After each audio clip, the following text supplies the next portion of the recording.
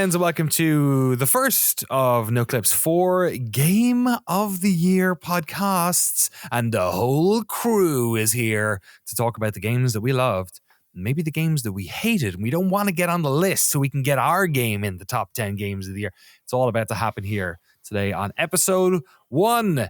So today, I'll introduce our amazing crew in just a second, but just to remind you of the sort of format that we started last year for the first ever Noclip Game of the Year proceedings, and it seemed to work pretty well, was that here we do not have predetermined categories. We do not have a list 1 through 10. We will have 10 games that sort of constitute our crew's cumulative favorite 10 games of the year.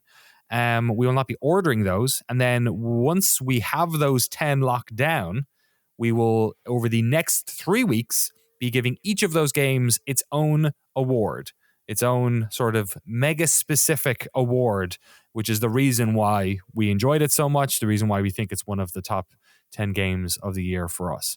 We have a list of, I don't know how many is in front of me here, 20, 30 games probably. Today will be a good opportunity to not just filter that down to 10 games, but also sort of allow a platform for us to talk about the games that maybe we kind of know aren't going to get in the top 10, but at least we can give them their sort of just desserts today as well. Plenty of games to talk about here. Maybe we'll have some games you've never heard of. Maybe you'll have some favorite games of the year that we don't even talk about, because we've an eclectic group here. Looking at this list, I can already see there's a lot of interesting stuff in here, and a lot of debate and chat to have over the next, we'll see. Let's say it was 2 hours last year we got this done in, so we'll see how long it takes today. But it's not just me rambling on, thank the Lord Jesus Christ. It is also my beautiful apostles of video games. Now I've just made myself Jesus in this allegory. Whoops. I didn't mean to do that. My favorite doubting Thomas, Jesse Garasha. I'm going to give you all saints for some reason. Jesse, sure. Good to have you back on the pod. We would not dare do a game of the year without your games on here. Oh, appreciate it. Happy to be here. Happy to be the only person fighting for some of the biggest games of the year, including Jusant and Cocoon and others. Yeah. 2 games that I made sure to play over the past couple of weeks. In fact, everyone here has been putting in extra hours on. We have a little spreadsheet going to make sure that everyone hasn't played every game. We're not insane, but we tried to make sure that there was no lone horses. There might be a few though. We'll have to see. Jeremy Jane is here. Jeremy's going to have some horses in this race, I'm sure. Which one are you? You I don't know. Your birthday is literally Christmas, so if anything, you should be the Jesus of this situation. I get to be Jesus. That's very exciting. You got the I always hair. wanted to be video games Jesus. Almost. Thank you. He man. does. Yeah. I'm psyched for this. This is like I love every podcast we do, but these ones are like, this is the Super Bowl without the commercials. The big game. It's the big game. Yeah, it's the big day. It's when all the boys are out here to play, and I'm psyched. I'm excited to see what Frank Howley's bringing to the table this year. Last year, it was a lot of eclectic games, including Call of Duty, which was one that came out of left field. I think speaks to the sort of the real vibrant flavors we have here on the podcast. Although we are all men, we should be pointed out. Frank Howley, you are so were the apostles, right? And Jesus was, loads of people like Jesus, so I guess, sure. So really, it can't be that bad. Misogyny can't be that bad. I mean, Jesus did can't be that bad. So. Misogyny is like, I don't know, it looks like the Lord, our creator, who also, it seems, is maybe a bloke. I don't know, is the Holy Spirit... What's the Holy Spirit? Maybe the Holy Spirit's like, I feel like you don't need to prescribe gender to the Holy Spirit, probably. Yeah, transcends. Also, maybe the alternative is that Jesus is problematic, which is an equally problematic assertion. You know what I mean? I think that's quite funny. Let's make Jesus problematic in 2024. I think that's, yeah. Frank Howley, how you doing, buddy? Good. Yeah, good. That's it. That's it. All right. Frank wants no part of this when this gets cropped out and used to cancel me, and probably by association some of you guys. But also he's I can see him there. He's loading up his guns because we have some important discussions to have about the games that are the most best of 2023 as far as we are concerned. Frank Howley, I'm going to start with you, my boy. Sure. What are some of the games that are, if you had to pick out 4 or 5 that you kind of would love to get in this top 10, what would they be? Yeah, I have I guess I have a top 5 of my favorite games of 2023. My favorite game of 2023 is Resident Evil 4 Remake. Nice. I love. Yeah, do I just dive in and say why I like all these, or do I Yeah, name go for the it. games? Yeah. Resident Evil 4 Remake I love because it's continuing the Resident Evil renaissance. Resident Evil. My first internet alias when I signed up for a Newgrounds account in 2002 was Resident Evil Fan, which in 2002 was like the GameCube remake and like of original Resident Evil.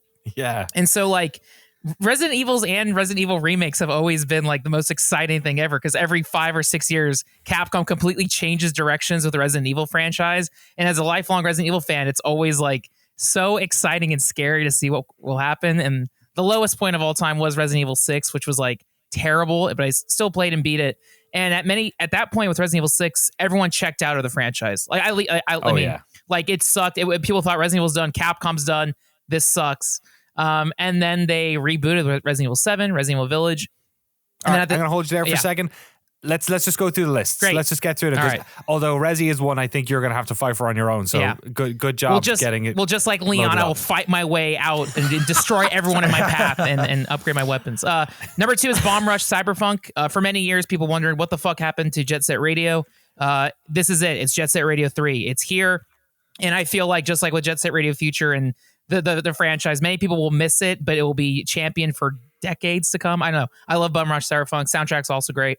Baldur's Gate 3 is awesome. I think that's universally like loved and accepted, and we'll have many like, we'll keep on playing and talking about it. My 4th favorite game is Slayer X Terminal Aftermath Vengeance of the Slayer, which I think is the funniest game of the year. Jay Tholen is a genius, and his whole team of internet goon collaborators are amazing. It's also a Game Pass game. It's also short, under 10 hours. And then number 5, the hit indie game, Dave the Diver. Very cozy. And I think my Steam Deck game of the year. Excellent. Yeah. Okay. A nice, good mix there as well. Resi 4 Remake, Bomb Rush Cyberfunk, Baldur's Gate 3, Slayer's X, and Dave the Diver. I can't see a genre the two of those can fit into together.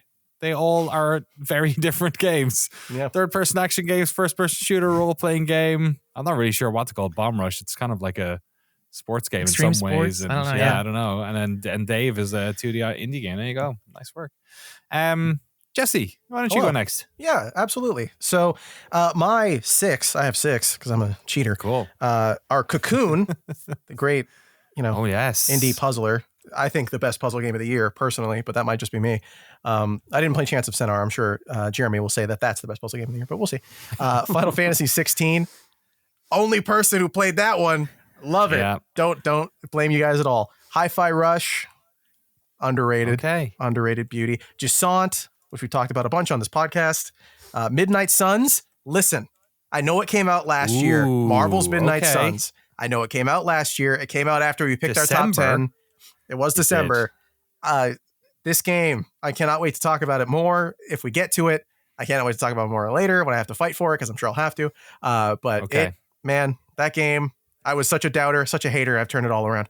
And my last one, my holy grail of video games. I have 300 hours in this. I don't know why or how, but Street Fighter 6. Oh, wow. It's so good. Interesting. I love fighting. Okay. I didn't even know you played it at all. Dude, I got to master rank online. I'm so good at that game now because I love it so much. Wow.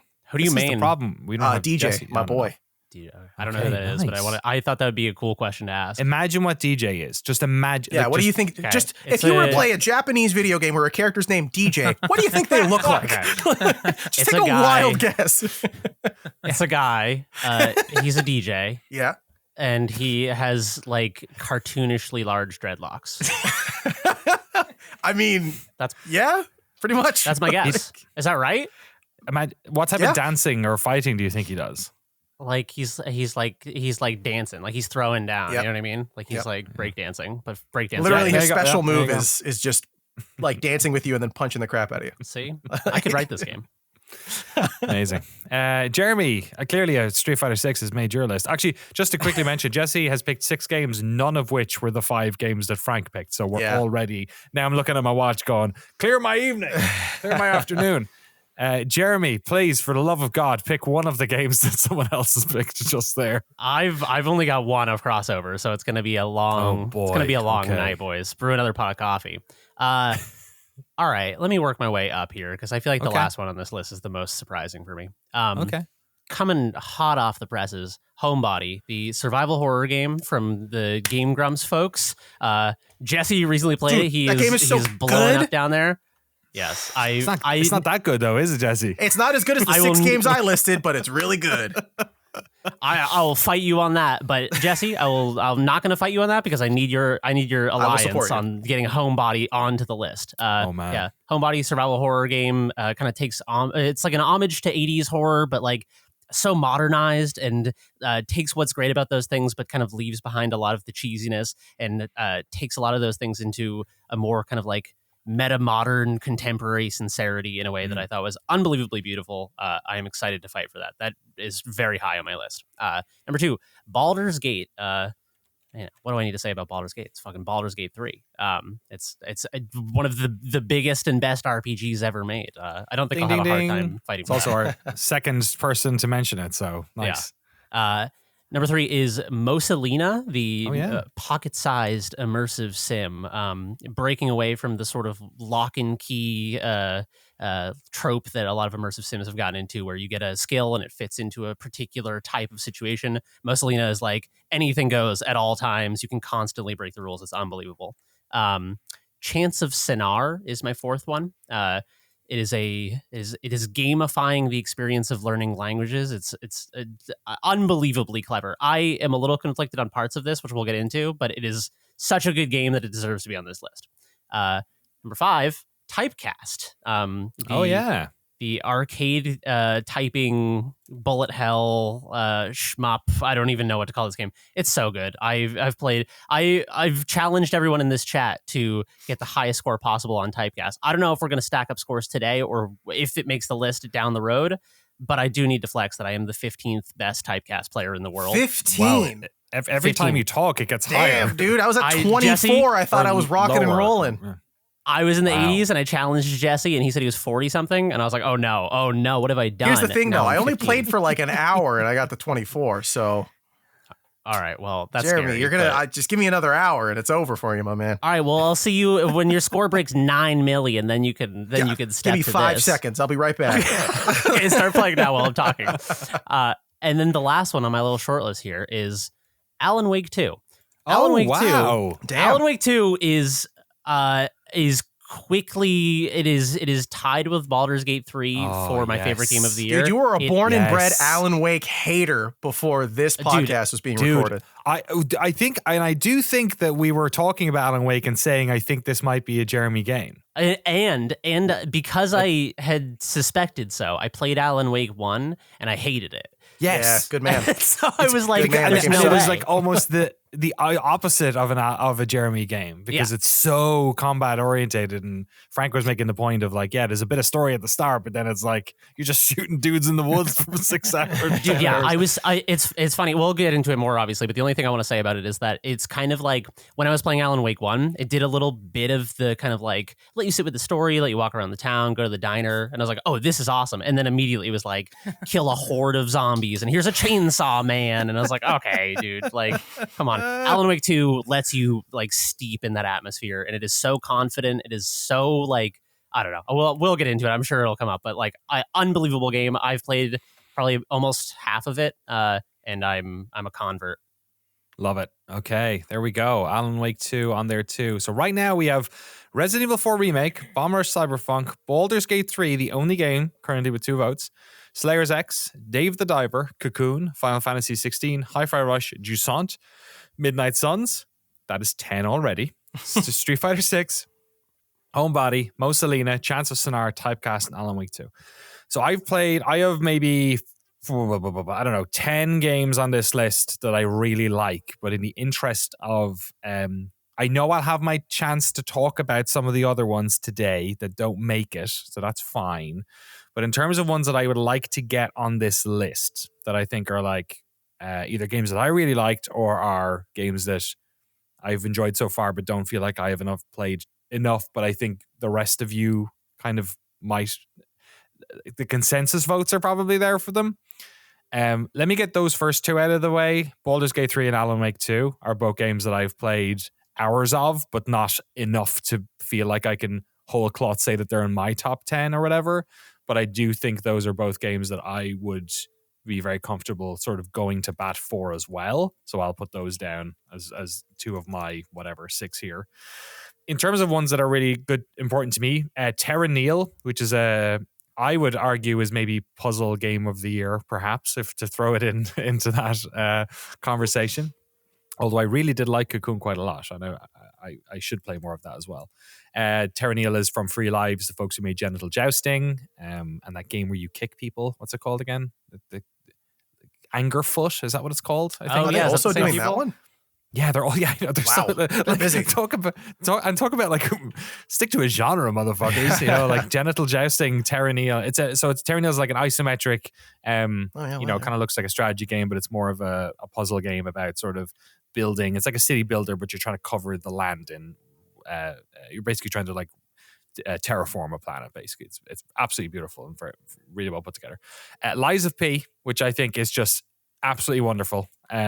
Really enjoyed it a lot. Bloodborne Methadone, I've called it many times. Dredge, which I think I'm the first person to mention here. Yep, I am. Yeah. One of the best boat-related indie games to come out this year.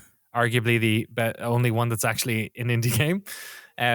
I will also Dave the Diver I have on my one as well, so I'll knock that one in. And my last one, and what might be my favorite game of the year once the dust has settled, is Blasphemous 2, which I absolutely adored and talked your ears off about on the podcast a bunch.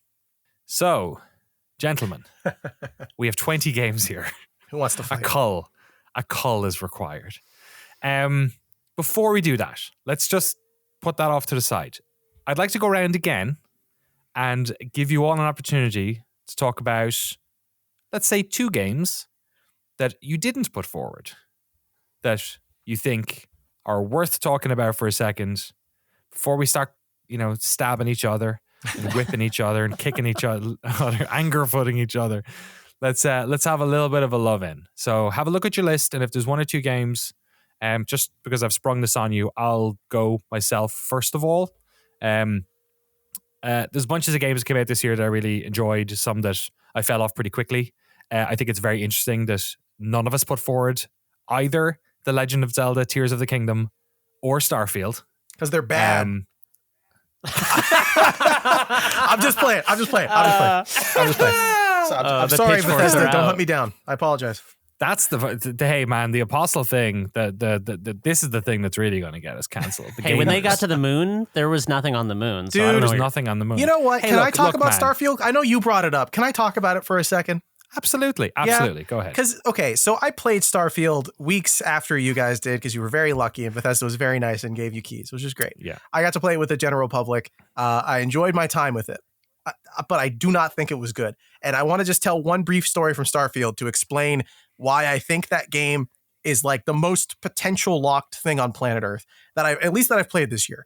So in Starfield, everyone knows the general premise of a Bethesda game. You make a character, you go through a world, you talk to people, there's quests. The thing that really sold me on it was I never fast traveled. And you guys talked about it on the podcast when you did your review of the game, that a lot of the time you were stuck in menus. When you were going between planets, you were fast traveling. And that kind of deterred you from playing the experience and enjoying it because there's so many loading screens.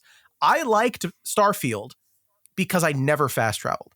I was always in my spaceship. I would travel out into space and then pick my location. And because I didn't have a good ship, I couldn't quickly go across the galaxy. I would just be able to hop between planets. So it meant I was stopping a lot and engaging with a lot of these randomly occurring events, scripted moments, things that I would never see if I was just fast traveling and never going out into space. There was one side quest I did. I stopped. I ran into an AI on a ship that was sentient that I could talk to, and I freed it from these people who wanted to kill it so they could get money from a corporation. Like a randomly occurring thing. The most poignant thing that happened in my entire playthrough of Starfield, of the 20 hours I spent playing it before I stopped, was there was a grandma on a ship that randomly spawned. She hailed me and said, "Do you want to come have dinner?" So I got off, I went and had dinner with this grandma who told me that her children haven't talked to her in years and she's been lonely. Oh, no. Her husband passed away and she's missed having someone to talk to. So it was nice to have someone to come on the ship, sit down and have a meal with her for the first time. And she doesn't remember how long. It was gorgeous.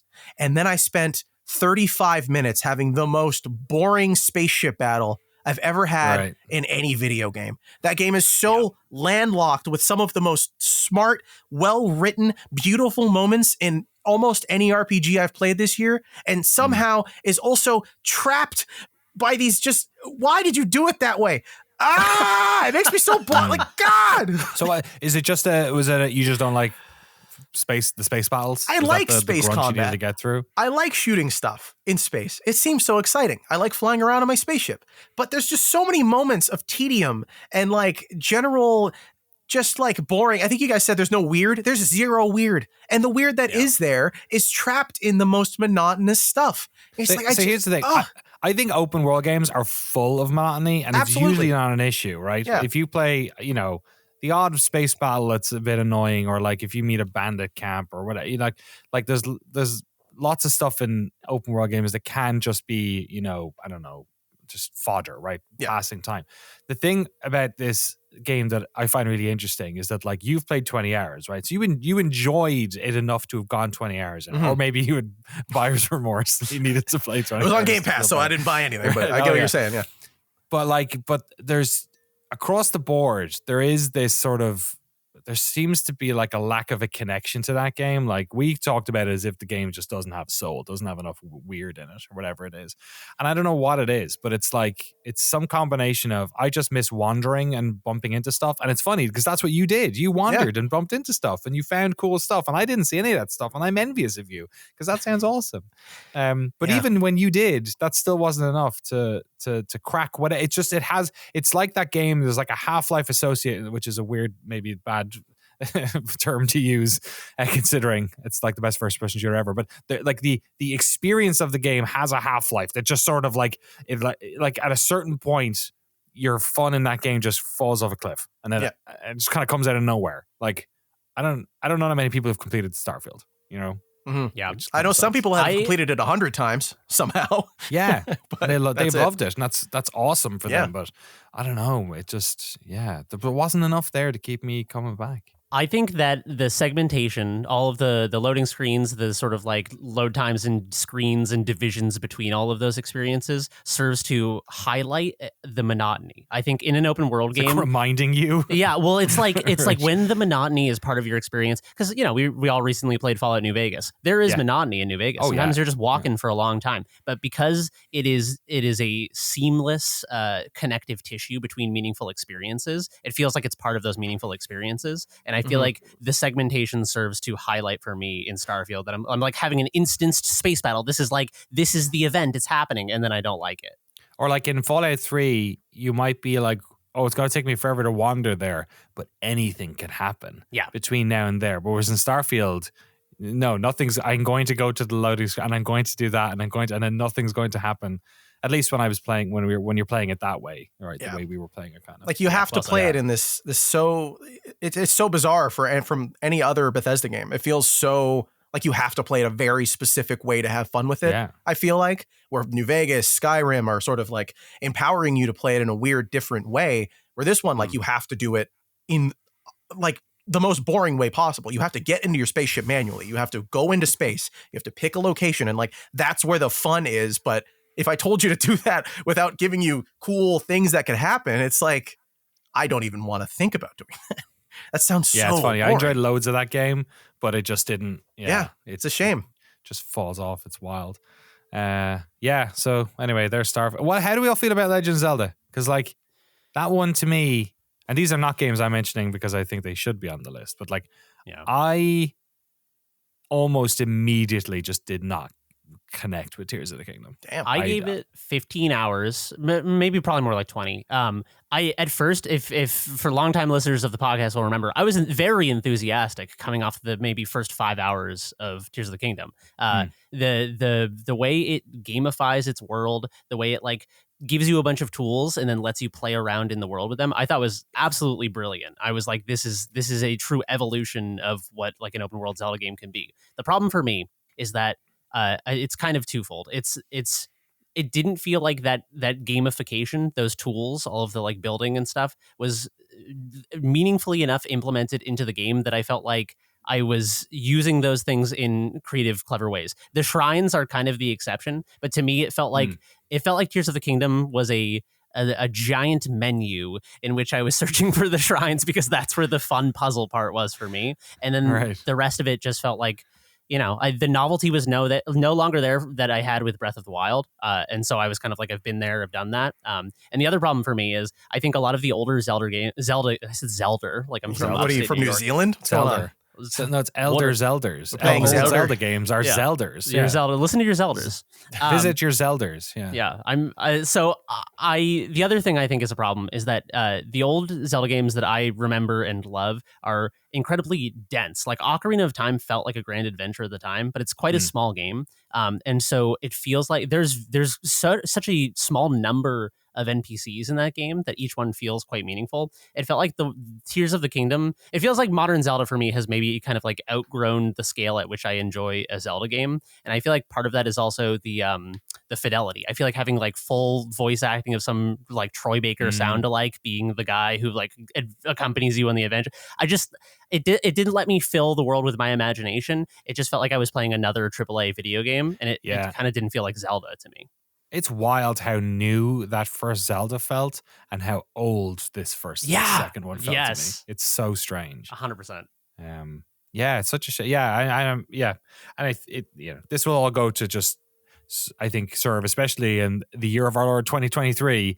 Like there are games that just don't connect with people and folks enjoy certain flavors, and for whatever reason, all of us seem to just not have a taste for either of those games, even though we're both big fans of the studios and the previous games that came with them. It shows you how this stuff is just taste is just no accounting for it, man. The games that I would quickly mention are Tchia, which I absolutely loved. This is the game which is my favorite Zelda game of the year. Actually, I really enjoyed this. It clearly is inspired by Breath of the Wild, but it has a really interesting cultural background with it, based in New Caledonia, made by a bunch of folks who grew up in New Caledonia. Just a really interesting world, completely authentic in its like portrayal, or feels authentic in its portrayal of the culture that's there, but not in a sort of where, you know, commercializing our culture type way. Even the mini games were down to like stuff that, you know, is part of the world there and the history, which is, and it's its own melting pot of like sort of like indigenous Pacific Islanders and French people, you know, and it's the sort of interesting little melting pot that exists there. I really enjoyed it. Mechanically, it's an insane game from an indie studio, because like you're this little girl who runs around on this island and is doing quests, and is very much like a big open world, and you can climb up mountains, and there's you have a stamina meter, and you can jump off, and you have a gliding thing. But then also you're able to like transport yourself into like loads of shit. Like you can just transport yourself into a fish. And it's got like the Mario Odyssey, like throw your hat onto something and take control of it. Yeah. Totally. Or you can do it into like a coconut or a rock and just fall down a mountain. Like, and it's made by like this small indie team. It's technically unbelievably impressive. Graphically looks gorgeous, and the gameplay was solid thread. I really enjoyed it. In a way, I think it's been quite overlooked this year. The System Shock remake, also want to mention. I think they did an amazing job of making a game that felt modern but was very much in the style of System Shock, which is a tricky thing to do, I think. And then Counter-Strike 2, I've really enjoyed it. I'm not sure if it has the legs that I'll keep playing it much into next year, but I go back every 2 weeks or so and play for a couple of hours. I've really enjoyed the fun of getting back into a Counter-Strike game has been fun, but it doesn't do enough to, get into my best games of the year for sure. Frank, let's go back to you again. Any ones you want to mention that won't make the top 10? Yeah, games that, well, I guess like this wasn't even nominated on my on the initial thing, but Mortal Kombat 1 I still want to say is really great. The only problem is like Mortal Kombat 11 is I was the one that I got super addicted to. So going from that, like Mortal Kombat 11 Gold Edition, which had a million DLC characters and years of support, to like, okay, here's the new Mortal Kombat 1, we got to wait with the base and then roll it out. So I'm still kind of waiting for Mortal Kombat 1 to be the full package. But if you've never jumped on a Mortal Kombat, these games are so good. Or if you tuned out decades ago and come back, whatever, great game. But I kind of got my taste of it with the last one. And then We Love Katamari Reroll. It's a remaster, so not necessarily a new game, but I never played the original We Love Katamari. So that was one of the best games I played this year. So that just goes to say I love remakes, remasters. Like, please keep, porting old games that are locked away on old consoles, make them more accessible, and that you can get achievements also is great. And then Armored Core 6 was amazing. I think that's a game that I would absolutely have in my top 10. It came out like September or August, right when the game season started, and there was so much stuff. But the like 6 hours of that I played, I liked. I think I even liked even more. I think I liked it more than Elden Ring in the sense of that it was very like, all right, level 1, go, level 2, go, level 3, go. Whereas I didn't get lost and have to look up guides how to unlock a tomb. Like, it's very straightforward, which I appreciated. And then, the most recent Yakuza game, Like a Dragon Gaiden, The Man Who Erased His Name, is awesome. But again, it's more Yakuza Kiwami. It's the beat 'em up Yakuza. It's great. So not necessarily anything brand new, but still an amazing, like every Yakuza game is basically a 10 out of 10. So I love it, but not necessarily like groundbreaking, but still a very good game. Excellent. Jeremy, I want to ask you, but first I want to ask you about two games. Yes. One I know you played and you enjoyed, and another I think maybe you didn't get around to. I want to ask you about Viewfinder and the Talos Principle 2. Oh, okay. I have not played Talos Principle 2. That is the one I have not played on this list. You like the first one, right? You're like a big... I did really like the first one. In fact, I have a Talos Principles t-shirt that I used to wear around Berkeley. And one time a dude at a coffee shop was like, Talos Principle. And it was like the weirdest thing to get, like if you wear a Metallica shirt, you might make a homie, but like Talos Principle. It was like when I was walking in a park in Oakland and saw a guy who was wearing, is this true? Yeah. Wasn't it? No, yeah. Weirdly, remember War Pigs, that place we went to? And so you had a guy walk up to you and just go like, War Pigs. Oh, yeah. It was like a homeless guy. He was like, he walked up and just saw, I don't think he'd been to Copenhagen. I just think he liked the logo and stuff. But he went, War Pigs. All right. Yeah. Which it was where we had the patron meetup after we recorded the Hitman documentary. Yeah. But then I saw a guy wearing a War Pigs shirt in the park, in a park in Oakland once. And was like, wild. Dude, and he was like, he'd never been there, but it's a famous brewery apparently, and he had it. And I was like, damn, that's fucking crazy. But yeah, Talos Principle, it only came out in the start of November, so I figured you mightn't have gone around to it anyway. But I was kind of, I did not play 10 hours of every game on this list, but I did play every game on our short list. So like every game that, with the exception of Midnight Suns and Street Fighter 6, I think I played everything else. And Final Fantasy 16, because I played my girlfriend. I watched my girlfriend play it, and I played a little bit, and I just knew it wasn't for me.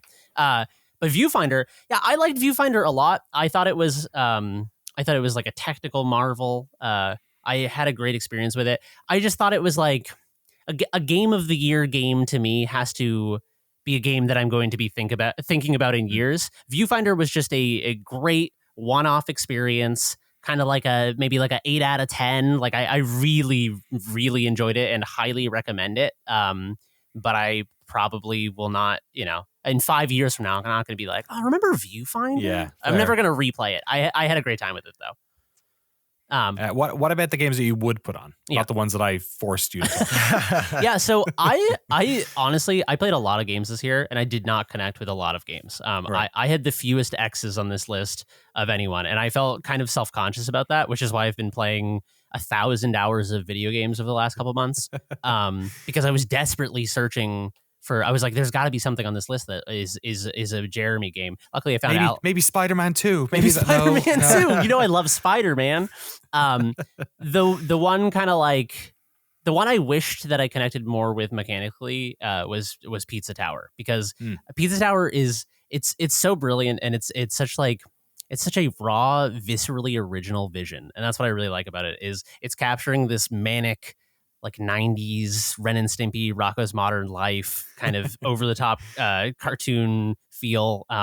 The art is so original and like it's refined in that it's well done, but it's so raw. It's just like it feels like Pizza Tower doesn't give a fuck. It's like it's edgy, but not in the way that like the content is edgy where it's trying to push, like social mores or anything. It's edgy in the sense that I feel like it doesn't give a fuck if you think it looks good. It doesn't give a fuck if like it just is doing its own thing so hard. And I have so much respect for that. It's so confident in what it's doing. The reason it didn't make it to my short list is because I just think I'm not that good at it. I just think that like the gameplay is so oriented around flow and around like getting up a momentum and kind of like cruising through these worlds that are tracks for you to have this momentum based gameplay, like some of the Wario games. And I just kept like getting like blasted by enemies and interrupted, and it felt like I was not reaching a state of flow. I think if I forced myself to beat this game, I think I would enjoy a second run through of it a lot, because then I think I would have a lot more flow experience. But I was having a tough time with it, having fun. Yeah, Frank, you were a big sort of celebrator of this game when it first came out. Any reason it didn't make yours? I was a little bit surprised, actually. It was just one of those games I just forgot to go back to. Right. But like, yeah, I think I played like 6 hours of it. Every level, the soundtrack's amazing, the art's amazing.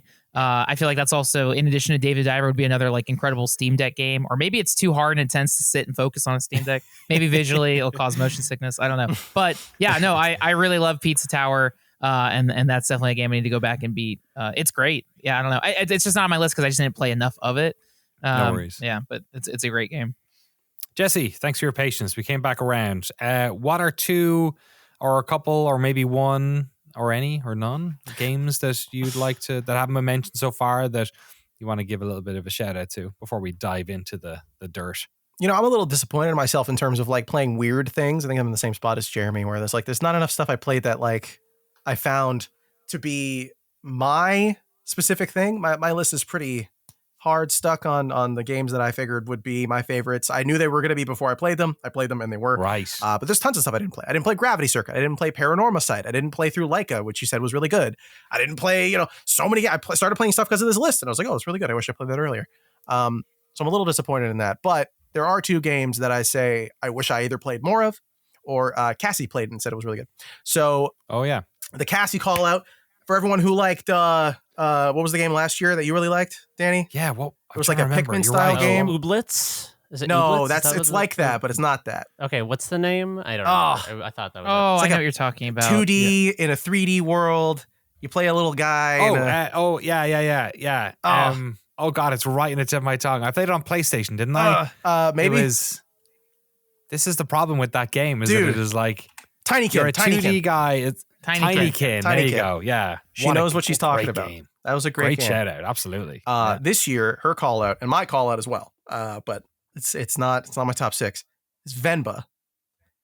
Oh yeah. This game, magical, beautiful video game. It is 2 hours long. It's on Xbox Game Pass. Shout out to all my Xers out there. And it's just, there's something. Yeah, baby. There's something about it. It's like not a second of that game is wasted. From start to finish, everything about it is so perfectly executed and it's doing what it's trying to do flawlessly. This is the Indian cooking game. Who brought this up? Did you bring this up a couple of weeks ago? This was probably me. This is like it was on Jesse's list, and then we ended up talking about it on the podcast briefly. That's what it was. Yeah. Okay, yeah, it's like a beautifully like 2D art. Yeah, it's about like an Indian family making food and like sharing stories, right? Something exactly. Yeah, it plays out sort of like a visual novel with a little bit of like cooking gameplay to it. Mostly the story is very affecting. It's about a family who's emigrated to Canada. So shout outs. Developed by Canadians. So even more love there. I have to rep that game. It's legally required. But it's a beautiful story. It's required if you want to get that Canadian fund money as well. Yeah, exactly. Yeah, if I want my maple syrup dollars, that's the only way I'm getting it. But it's just really it's beautiful. It's a beautiful story about the hardships, but also the love and community and the power that food has from a communal perspective and from a familial perspective, and like the way that we tell stories about our families and our lives and our culture to kids, to siblings, to friends. I think back to last year with Citizen Sleeper and how my favorite side quest in that game It's about going to a restaurant and bringing a guy mushrooms, and he tells you stories while you're eating dinner with him. And like, it's such a beautiful sequence of things that happens. Cause like there's just, you go back to the caveman. It's something about food, something about sharing food. That's really beautiful. Right. And that game does it, but it also does things that like, I don't think you have to be, and I saw the developers talking about this as well. And with Thirsty Suitors, the Outer Loop was talking about this. Like, just because you're not Indian or you're not, an immigrant, or you don't live in Canada or whatever, like you don't have to be the audience. Like, that's not how that works. You don't have to be the audience for this game. It's a beautiful story. You can connect with it because it's hard. Like, there's one moment in that game that has nothing to do with anything. And it was so gut-wrenching to read through it. Like, there's a bit where you get a phone. You just read texts on a phone. And I was like, man, I gotta call my mom.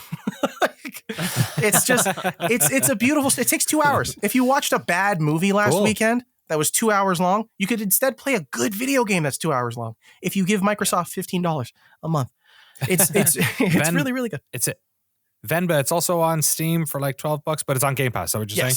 Yes. Excellent. Venba, you had some really good short games on this list because Cocoon's only about 6 hours as well, right? Yeah, I love a good short indie. Halfway through that. Yeah, it's a good year for short indie games. So Venba. And my other one is sorry. Yeah, it's okay. It's not like a huge thing anyway. Frank had it on his list. I wanted to play it all year and I didn't.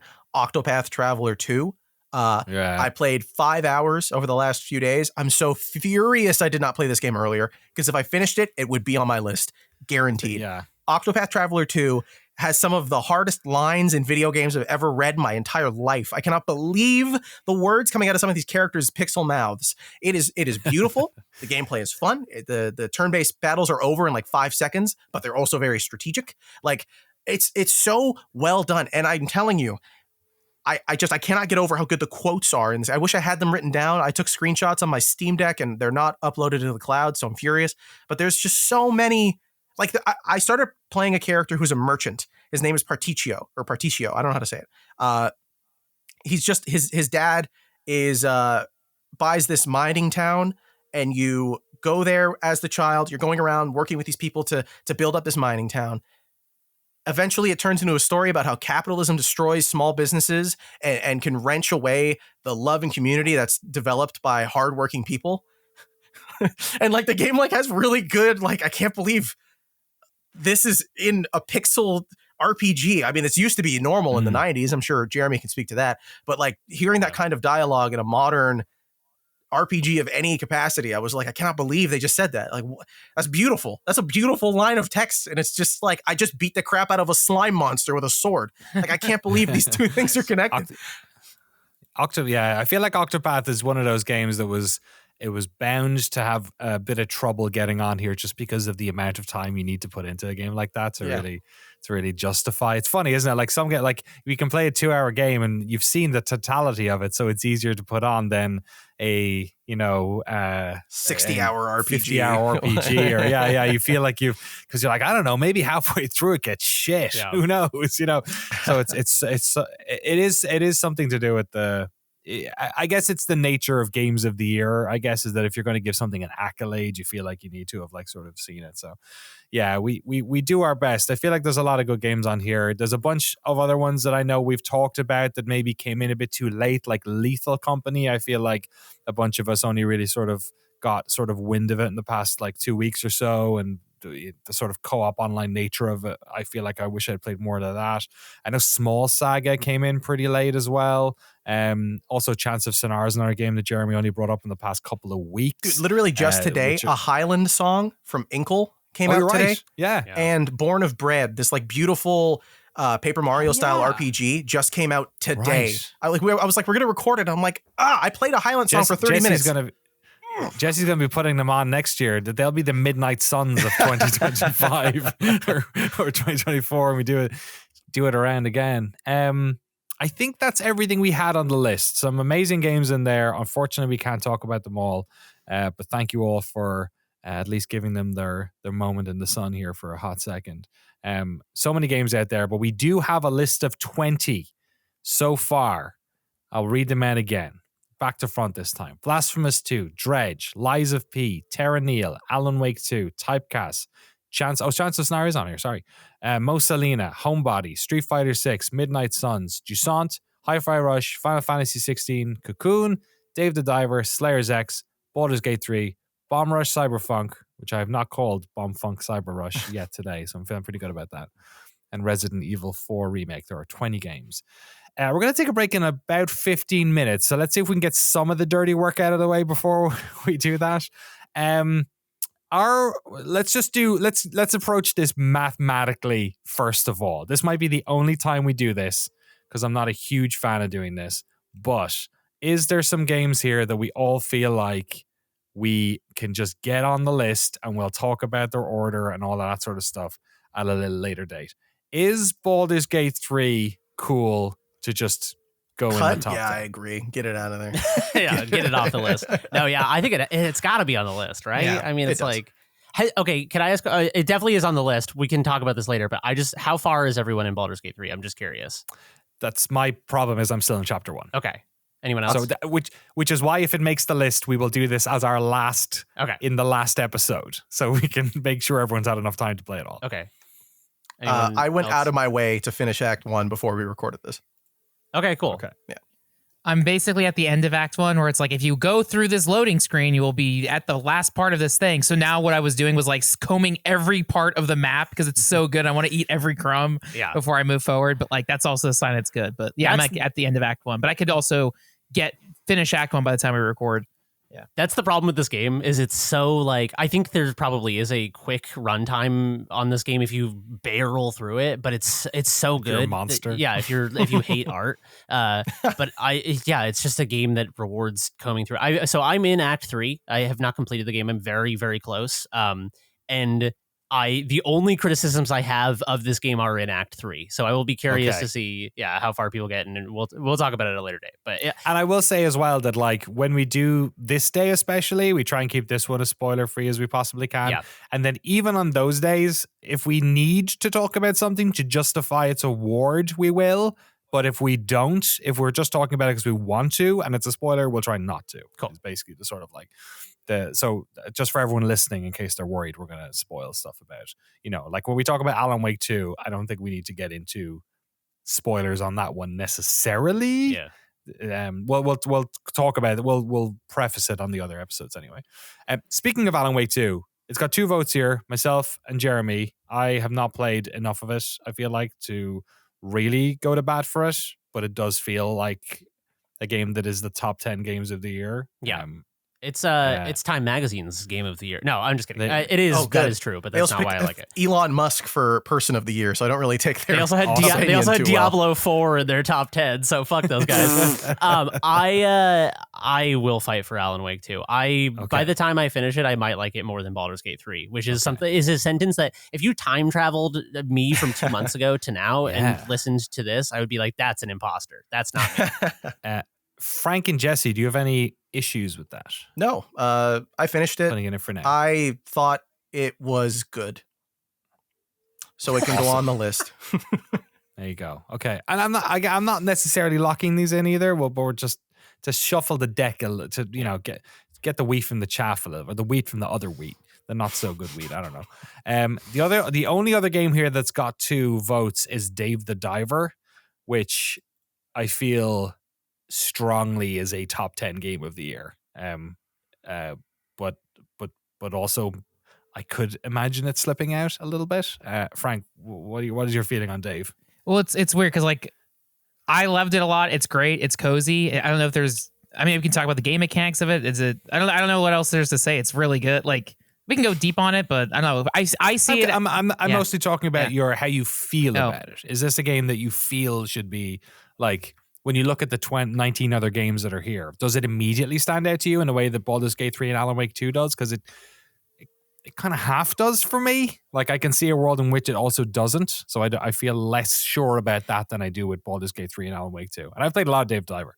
My gut is yes, like included because like I legitimately I really like the game and I think surprisingly because the idea of like a fishing game, the idea of a game where you're cooking are 2 things that it's like those are genres I don't like, but something about that gameplay loop is amazing, and it's because of the Monster Hunter loop of it that works.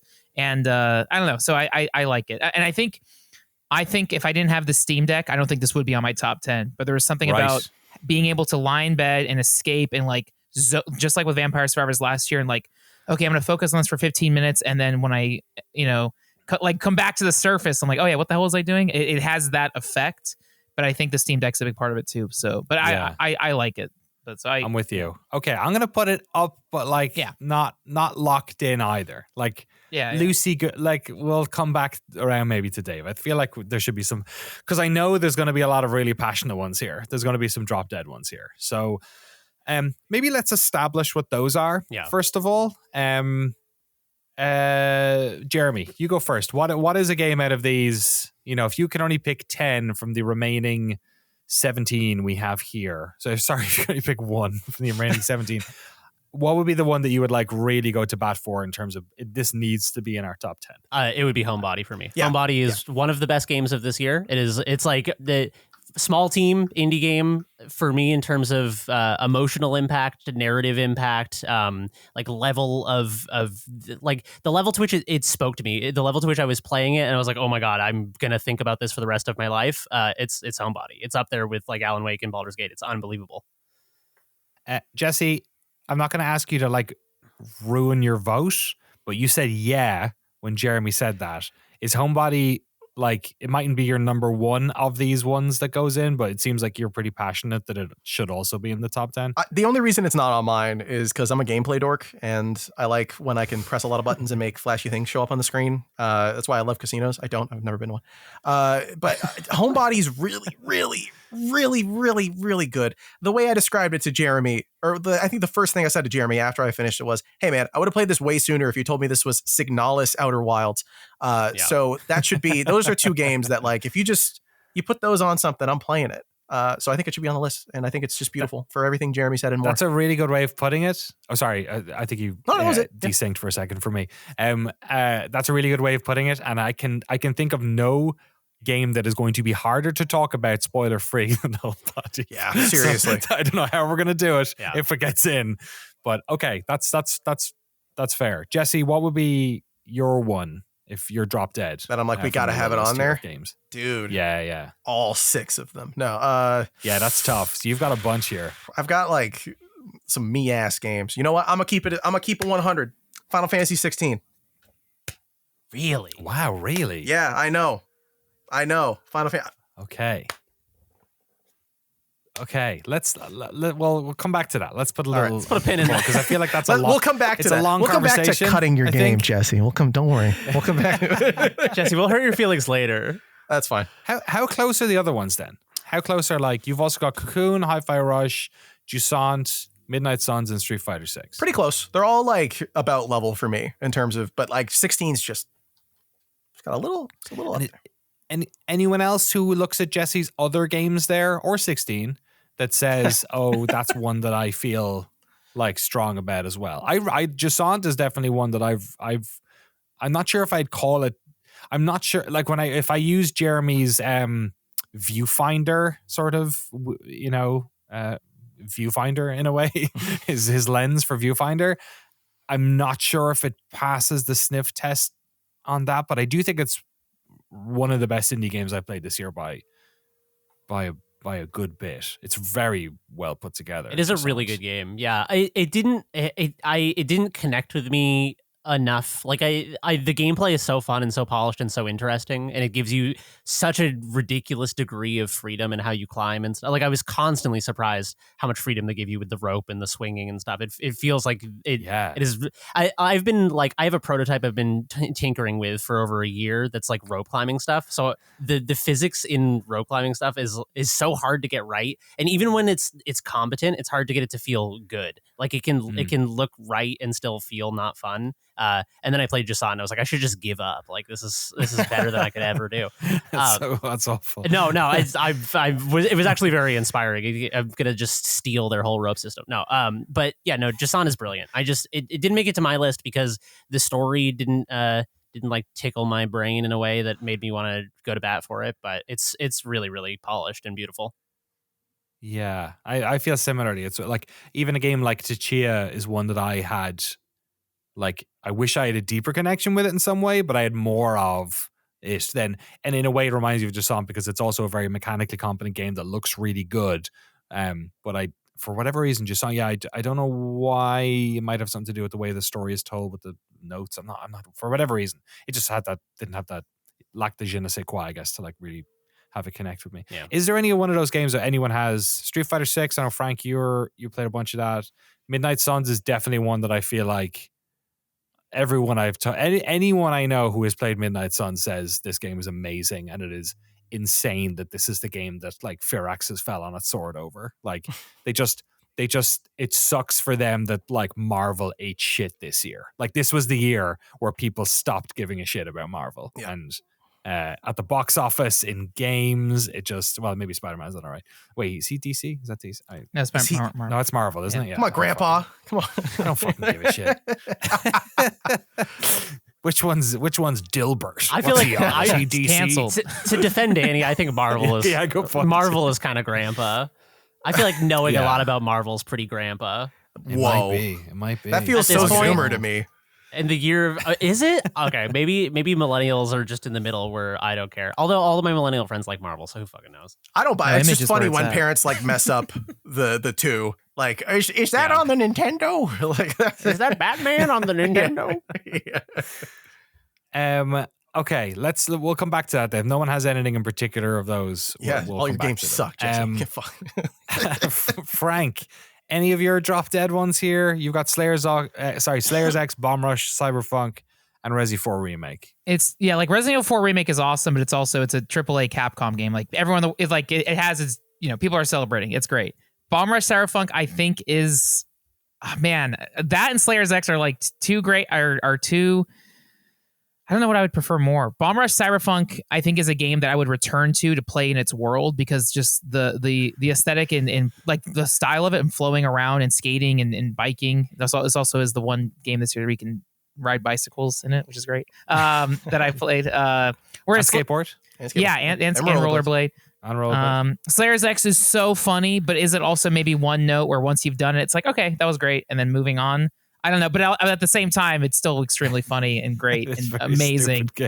I don't know. So yeah, I'm torn between Bomb Rush, Cyberfunk, and Slayer's X. I know Danny likes Slayer's X, so I feel like I liked Bomb Rush as well. I finally played Bomb Rush last week, and I couldn't put it down. I went to bed late that night. The first I was like, oh, this is actually very good. Yeah, it doesn't quite tickle the Tony Hawk itch to me because it's more individual missions, kind of, but I always talk about how I like world exploration, and it's a very good game for that. It's very like, oh, there's that billboard over there. Let me like figure out how I can.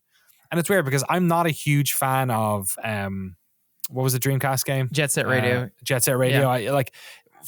The flow of Tony Hawk always felt better to me than Jet Set Radio. I like the aesthetic of Jet Set Radio, but I don't have any deep nostalgia for that. This is the first one of these games that I've been like, because there's been a couple of Jet Set Radio likes over the past like 5-10 years. This is the first where I'm like, oh no, this is kind of doing its own thing and it's doing it well. Like I like the way it does all its dialogue. I like the world they build. Like weirdly enough, it has like an amazing story twist in the opening level, which I thought was brilliant. Was great. Yeah. And like its world is like smart and like it's kind of got a weird like I don't know, West Side Story vibe to it with like all the gangs that are really so clearly does. Like that is such a weird comparison, but it's very apt. Yeah. It's so straight. Yeah. So it's very easy to grok because you're like, oh yeah, this is where that crowd is and this crowd and the world is fun and it has, it just evokes a very like, I don't know, like early 80s, late 90s thing that I definitely really liked. Slayer's X is so like this, no one else would have made this game. Like it's a fucking miracle this game exists. It's so unbelievably brilliantly stupid. Like it's clearly been made. It's a first person shooter that has been made to replicate that of a 90s, like an edgelord who grew up in the 90s, who found his old discs and then put this game out. And it's exactly what you would have made if you were 14. It's just a a shooter set in your hometown with your girlfriend being the trophy and like the local burger place being a mission, and like all of the fucking bad guys were given like no thought, and the guns are ridiculous, and it's so like it believes in its own absolutely stupid story so much, and I love it. Like it's if you know, we're talking about like flavor and get what games connect with you and games that don't have soul, like, you know, or don't have enough soul. Slayer's X is just like pumping soul into your veins. It is constantly grabbing you by the shoulders and going, look at this stupid thing we made. Look at this. It's so stupid. And then like the levels don't overstay their welcome. The game doesn't overstay its welcome. I think it's a very like it makes the joke and gets out of there, like, which I think is to its credit. I think if this game was 5 hours longer, I wouldn't have it on any list. But it was the last level, the boss fight is so fucking unbelievably stupid. You're fighting like, what is it? It's a huge head. You're jumping from like, you're fighting on like traffic, like all the trucks and cars are moving and you're jumping over them all, firing at, what is he again? It's his head. It's just his head, isn't it? I feel like it's like a bouncing jester head. Yeah, something like that. Yeah. It's like the carnival's getting out of town. It's nuts. Yeah, it's like Kiss Psycho Circus stuff. It's crazy. Yeah, God, there's a game no one ever talks about. Kiss Psycho Circus. Kiss Psycho. It was a Kiss video game. It was a first-person shooter. Mm-hmm. Kiss Psycho Circus, yeah. I did not complete Slayer's X, but I played quite a bit of it, and it didn't end up on my list, but I really liked it. It reminded me of like, you know, when you see a movie and there's an actor, it's like a British actor, but they're playing an American guy, but the American character in the movie has to do like a French accent, and you're like, how did this dude act like a dude acting like another dude? Oh, dude, right, like, yes. Slayer's X is like it's usually the character of the dev is kind of like a not like one dimensional thing, but it's one step removed from the game where it's like, this is the dev style. This is like a dev doing impersonating the style of a juvenile dev. And I was constantly amazed by that. Like the game itself, like the dev was in character, and I was like, it was a flavor that I'd never experienced before. It was really cool. All the cutscenes, like even insane. The animation that I don't understand. It's like he dusted off some weird old animation software to make those cutscenes. I could not tell you how those they're so weird. Like what the fuck? It looks like almost like it's made of like plasticine or something, but it's like clearly. And oh God, and the shooting's good. Like the weapons are good and the shooting's good. Yeah. Like it's a good shooter as well.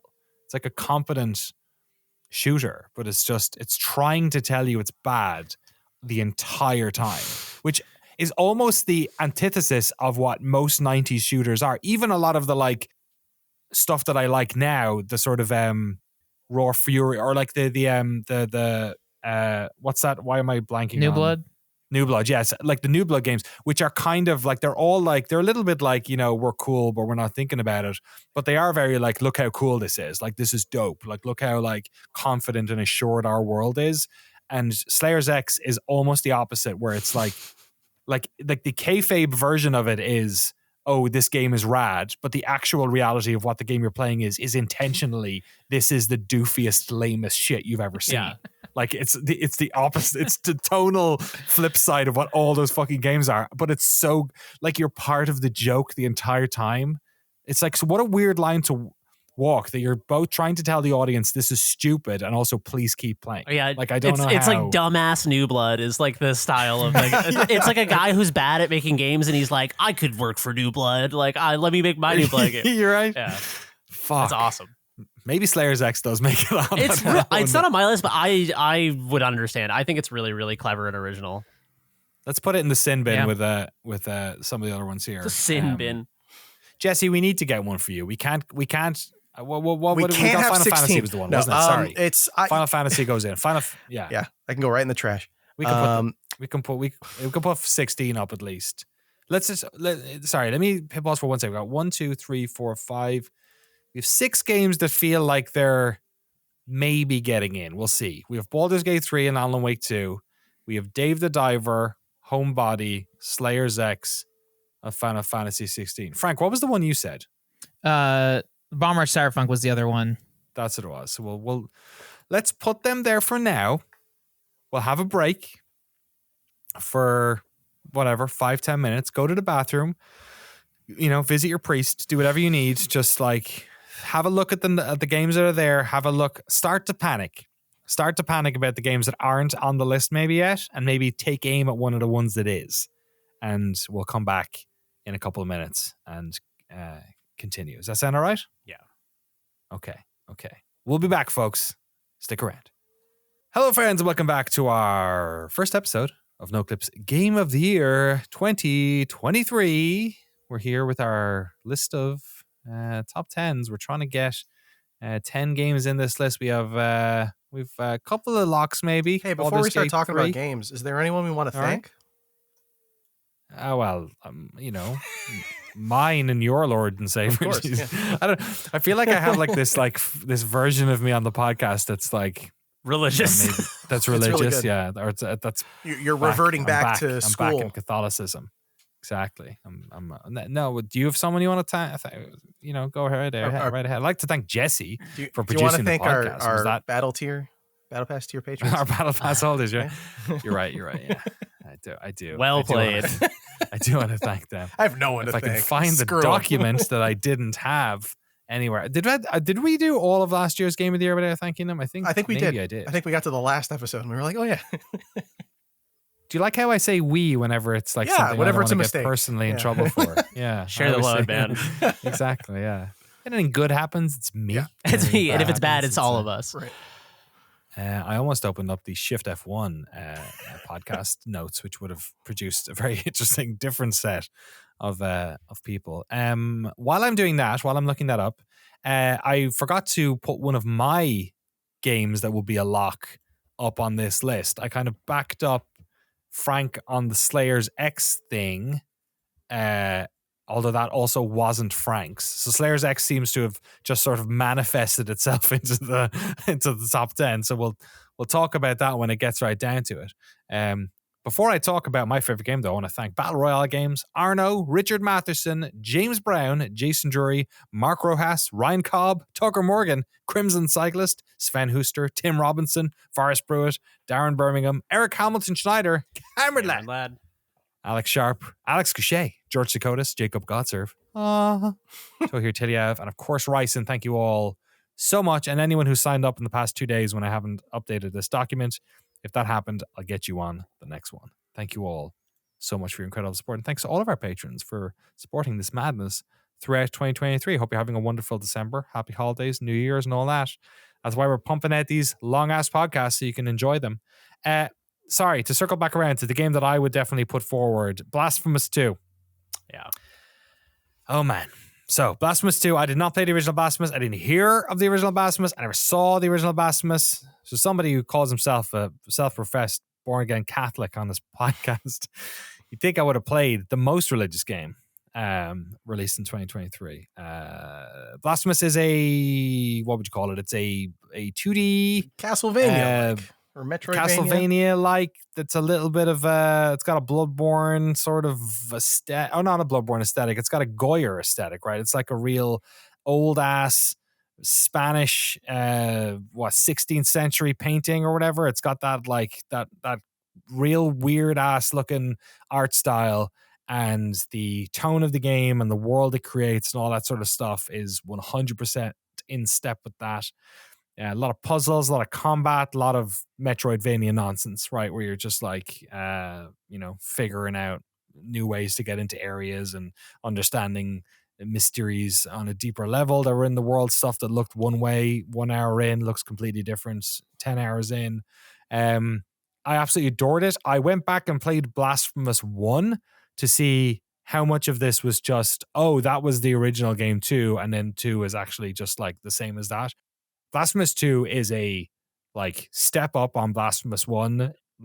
I don't want to say on every level, but in several very noticeable levels, from the art style to the Metroidvania-ness of it, I think, whole cloth, to the music, to the feel of the character in combat, the boss fights, especially in Blasphemous 2, I adored. I heard some people got stuck on a few of them, especially the last one. I don't think I'm amazing at boss fights. I think Lies of P was a game I really struggled with some of the boss fights. and definitely Elden Ring was a game I struggled with boss fights. I never had trouble with Blasphemous because to me it was always communicating what what you were supposed to be doing, which weapon you were supposed to be using out of your 3 arsenals, which special abilities, all that sort of stuff. And then like the final level that you're sort of going through, the final biome, because this game has like 15 different biomes and they all look gorgeous in their own weird way, and each one has different enemies. Like there's just so much to it. Like there's so much, you get so much great art out of exploring this world. And the last one's so bananas that you're like, if you'd seen that at the start, there's no way I could play that game. But you get there. So Blasphemous 2 is like, might be my favorite game of 2023, I think. So I would definitely like to get it up there. Did any of you guys play it or the original? Yeah, I finished both. You go ahead. Okay. I finished Blasphemous 1 like when it came out, probably. I think I actually did a podcast episode with a friend of mine on an old show that is resting in peace at this moment. Really enjoyed it. I found it really hard, but like not overly hard. I enjoyed it. Blasphemous 2 I played through in like 3 days. I kind of couldn't put it down. It was just so much fun. Right. The combat's really like you basically described it perfectly. It does feel a lot like, and I've played a lot of them at this point, but it felt a lot like Castlevania, like Aria of Sorrow or like the DS ones, which I really like. And it reminded me of those. I'm very nostalgic for it. I think Blasphemous 2, much like Blasphemous 1, is doing everything it's trying to do perfectly. Like basically no notes on anything. The combat feels great. The weapons feel good. The puzzles feel solid. I like the way that they designed, especially the last, like you said, the last area, getting to where you need to go feels really good. All the bosses communicate everything really, really well. It's just that like outside of the aesthetic, like I think if you want that on the list, I'm down to have it on the list. I think just outside of the aesthetic, everything it's doing is like something I've seen done before, and this is just a good version of it. So it didn't surprise me as much outside of, again, the aesthetic and what it does with its visuals, and the music's really good, and like it's just a really polished version of something I've seen like 400 times. But that's because I play that genre a lot. So and that's a good point, is that I have very little experience with Castlevania at all. So if you're saying that this is like, if this is like me playing Bomb Rush Cyberfunk and being like, wow, this is amazing, and I've never seen Jet Set Radio, then like maybe there's an element of that, which I can totally appreciate, even if I don't understand it inherently. I could see that. I think for whatever reason, those games never appealed to me. I don't know why. There's just something about like 2D NES side scrollers that just I couldn't give less of a shit about. It's weird. On the Genesis, there were so like on Mega Drive, I like games like Shinobi and you know, I'm trying to think of other ones. Like Street Rage doesn't really count because it's, you know, it's not really flat 2D. But you know, there's some games like that I enjoyed, but I never, for whatever reason, never. Maybe I should go back and play a bunch of those games. Even the Metroid games, I didn't really care about. I don't know why. Maybe I just have no nostalgia for them because I was off playing weird Commodore games. But there was aspects of this that, like, I don't know if the amount of care. I don't know this because I didn't play a lot of those games. But to me, the amount of like stuff, this game felt so comfortable to me in its tone because it's so unbelievably Catholic that like there were parts of this game, be it the visuals or the ways in which characters spoke and the narrative, if you want to call it that. It's pretty loose, but like just the weird ways in which people were talking about things like, you know, rights and guilt and sanctity and like all of these things that I don't often get to think about much anymore, right? That stuff really stood out to me. Or death. Like this is really steeped in death. Like the whole thing is about death. And like games are often talking about death because characters die, but they're not really talking about the sort of existential horror of death and what it brings and like rot and loss. And I don't know if those games have that thing. I feel like they probably don't because they're NES games and, you know, games didn't really do a lot of that stuff back then. Whereas this game was speaking to me on a lot of like mechanically, it probably is something that I maybe just missed out on a lot. But there's so much subtext and tone in here, which is the other thing that just really like we talked about before, flavor or soul. Like I felt like this game has so much soul. Like it was Yeah, I was sad when it was over. I was like, shit, man, that was I had never tasted that flavor of tea before. You know, that was like a whole new vibe that I never gotten, and I can't wait to play another one. And weirdly, when I went back and played the first one, I was like, it kind of doesn't have the same thing to it. Yeah. You know, a little bit. Yeah, it's interesting you say that because I did not grow up with any like Catholic anything. Like my dad is Catholic, but they kind of like didn't communicate that to me or my brother. Like it was just, it kind of stopped with him. Yeah. And so I was thinking about like my experience with Homebody, I think also was incredibly resonant because it's a game that's largely about OCD, and I struggle with OCD. Right. And OCD typically when it's represented in media is like, oh, you got to have like the cups in the right order. It's like, that's not what my experience is at all with OCD. And Homebody is like, it lives in that world so much that like, yeah, I was thinking about it when you were talking about it, how much games can suit someone's personal taste in that way. And then, I mean, I played a bunch of Blasphemous too. I played probably 6 hours, a little over 6 hours. And I really like it a lot. But as someone who plays a lot of Metroidvanias as well, it kind of felt like it was an incredibly polished, competent, mechanically it was like everything it needed to be, and then aesthetically it was like firing on all cylinders. But yeah, the animation's gorgeous. It's unbelievable looking. Yeah. So I'll totally continue to play it. But it's interesting that I think maybe one of the things that tipped it over the edge for you is kind of a resonance with the themes that wasn't there for me. Yeah, it felt like I felt like a teenage version of myself or something. Like it felt, it was like touching upon things that like, as I was probably transitioning out of Catholicism, like you get a lot of like Caravaggio and Goya paintings in like Irish institutions, religious institutions, because they're very somber and real, and like Catholicism is very human scale religion. It's about like individual instances of, you know, it's like of all the like sort of, Christianity is a fairly like, I'm not, you know, you're the religious scholar here, but like to me Christianity feels like a very new religion in many ways, and the obviously the newer versions of it, the more new it gets. Like Protestantarianism to me is especially the American stuff, like Lutheranism, and well, I guess that's not American, but like stuff that's practiced over here seems so completely removed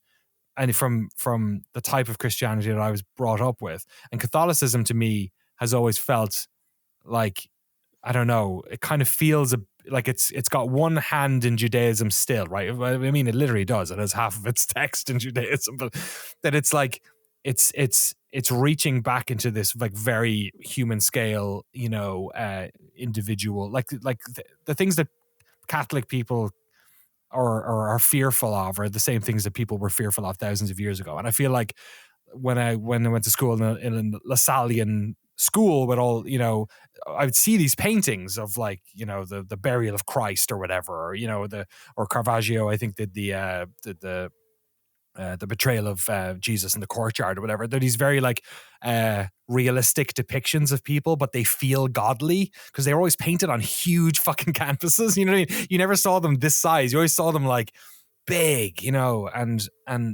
there was just, the visuals had that whole thing going on. Even if it's not painterly, it had that captured in it somehow. And then definitely with like some of the like the little weird nuns that you find in that game. We're just like I'm like, I know you guys. I know little weird nuns. When you know, it's like, I know, yeah, it's just, there was so much, so I can't even speak words to it. It's just something I grew up around that is like a sense and a feeling and a weight in the air that game had, that like, I don't consider myself religious anymore, but I felt nostalgic for it or something. And that game was very comfortable.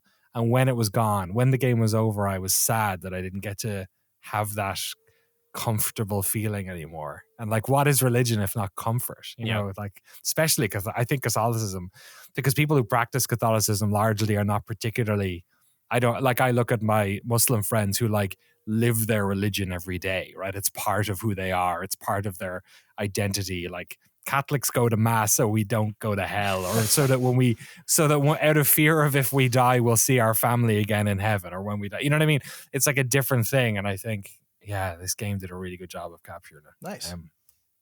It's beautiful. Anyway, can I bring it up, drag it up into that little area? Yeah. Just you've made a good case for it. Okay, hey, also, we'll leave it there for now. You've never played a lot of Metroidvanias. That's chill. It sounds like the thing you liked out of Blasphemous 2 was sort of the themes. You should really play Iconoclasts. Yeah. ICON Clasts. Dude, it's a game about faith and like meaning and purpose. And also, it's a great Metroidvania. Came out like 5 years ago, 6 years ago now. Yeah, 2018. There you go. Okay. Yeah. Add it to my list here. It's on Steam. That might be a Steam Deck one. I'm going to check that out. Okay, let's have a look at let's check in here. So we got Baldur's Gate 3, Alan Wake 2, Dave the Diver, Homebody, Slayer's X, Final Fantasy 16, Bomber Cyberfunk, and Blasphemous 2. Some of that stuff might not make it in, but as it is there at the moment, we have 2 slots left only. So let's take a real look at what we've got left here on our 12 at the bottom and make some calls about which ones should get in. We've got Resident Evil 4 Remake, Cocoon, Hi-Fi Rush, Jusant, Midnight Suns, Street Fighter 6, Mosa Lina, Chants of Sennaar, Typecast, Terra Nil, Lies of P, Dredge. I'm going to go around to everyone and I want you to nominate one to not make it in. Yeah. Have a look at the ones you've got there and decide which of those is one that's not going in. I'll go first again because I've just landed that on you, so I'll give you a minute or two to figure it out. I'm going to nominate Terra Nil, one of my ones, to not make it in. I think it's fantastically put together. I wish more people had played it. I have it in my head that not many people played it. It has 4,000 very positive reviews on Steam, it looks like, overwhelmingly positive on the recent ones. So maybe a small audience, but people really like it. I really think it's fantastic. I think it's the type of game that if you're interested in playing it, once you see a screenshot of it, you will know if you are or not. If you like city builders and if you like the isometric perspective of, games like, I don't know, like a fucking Sim City or like what was that one with the, we did a documentary on it. What was the one with it was like chess. It was like the aliens and the robots. Oh, Into the Breach? Into the Breach. It gives I have a very Into the Breach feel to it. It's like chunky, isometric, kind of cartoony feel to it. Thank you, Jeremy.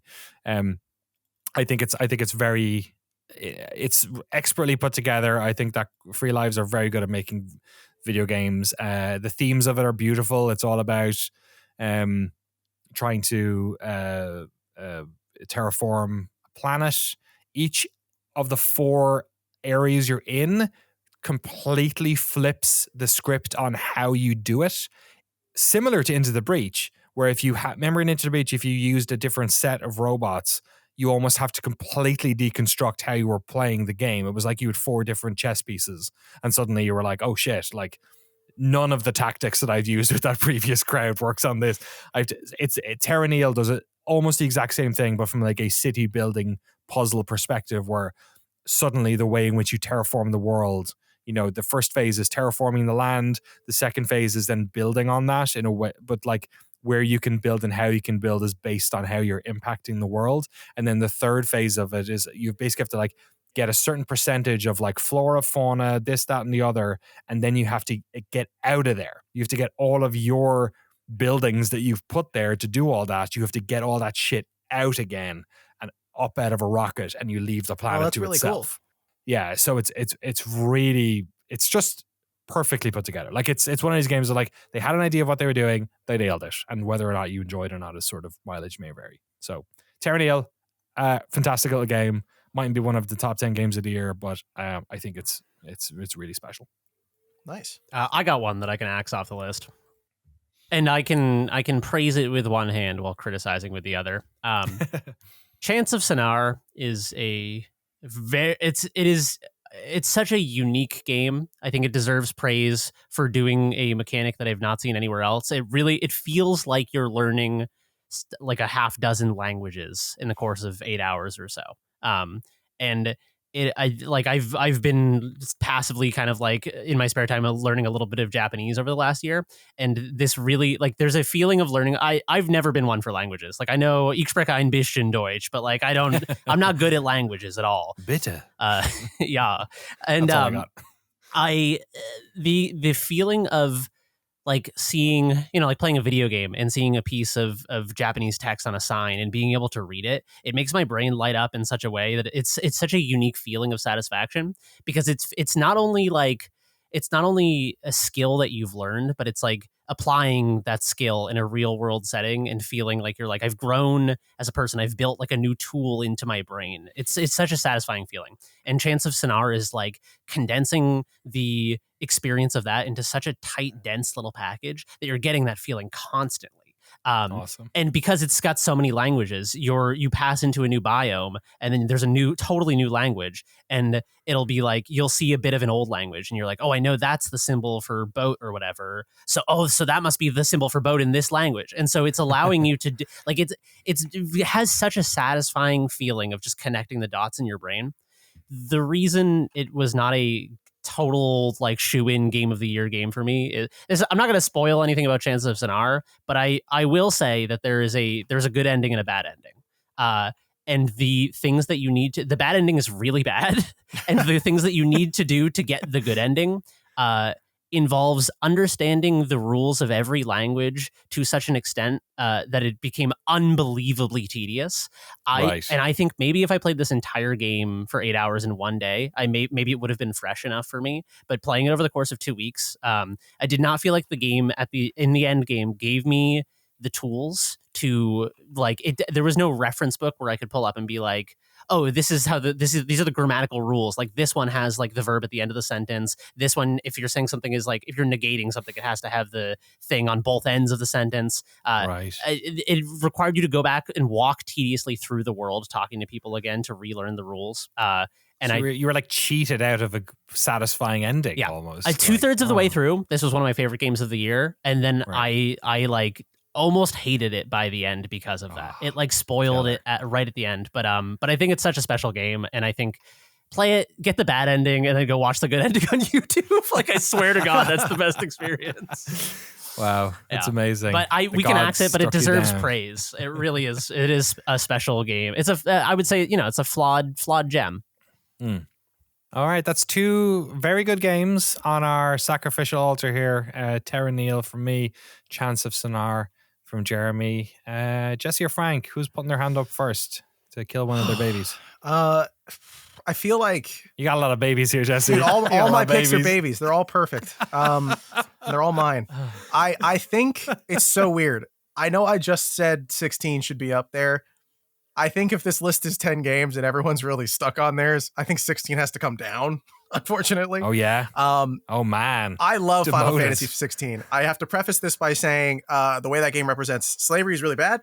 And the way they wrote women in that game, absolute dog shit. I think. Wait, you're saying Japanese developers dropped the ball on some of that? Based on what Yoshi P said, now I'm being racist. I mean, look, Yoshi P. Now I'm painting on a broad brush. Yoshi P had an interview, and he said some shit. And the shit was bad. Okay. All right. But also, I think they did a very bad job of a lot of things in that game, especially when it comes to the way they wrote women, including one of the main characters who's a woman who shows up in the whole game and has zero agency.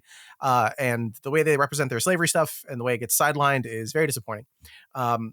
That said, sorry, I need to ask a little bit, because I love the way you say the way they represent their slavery stuff. It's almost like, the way how all games have slavery, and like some games handle it well and some games don't. They use it as the slavery in the game is used as a story element that almost feels like it's a motivation for the character rather than a thing that's happening in the world that is suffered by people in it. Like in the world of Final Fantasy like 16, a Mary Sue slavery or something like that. Put that I'm on not the expert on the on thumbnail this for the case. episode, Not by the way. Exactly, yeah.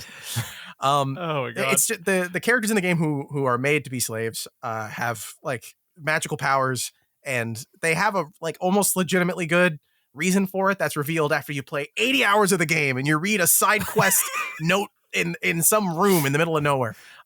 So that stuff's super disappointing. That stuff is usually so bad that if it's in a game, I wouldn't even recommend anyone play it. Final Fantasy 16 is so good when it's not doing that stuff that it's like, man, Frank said actually when he was playing it and recently that while playing Final Fantasy 16, he skipped the cutscenes. I think for most people, that's probably the way to play the game.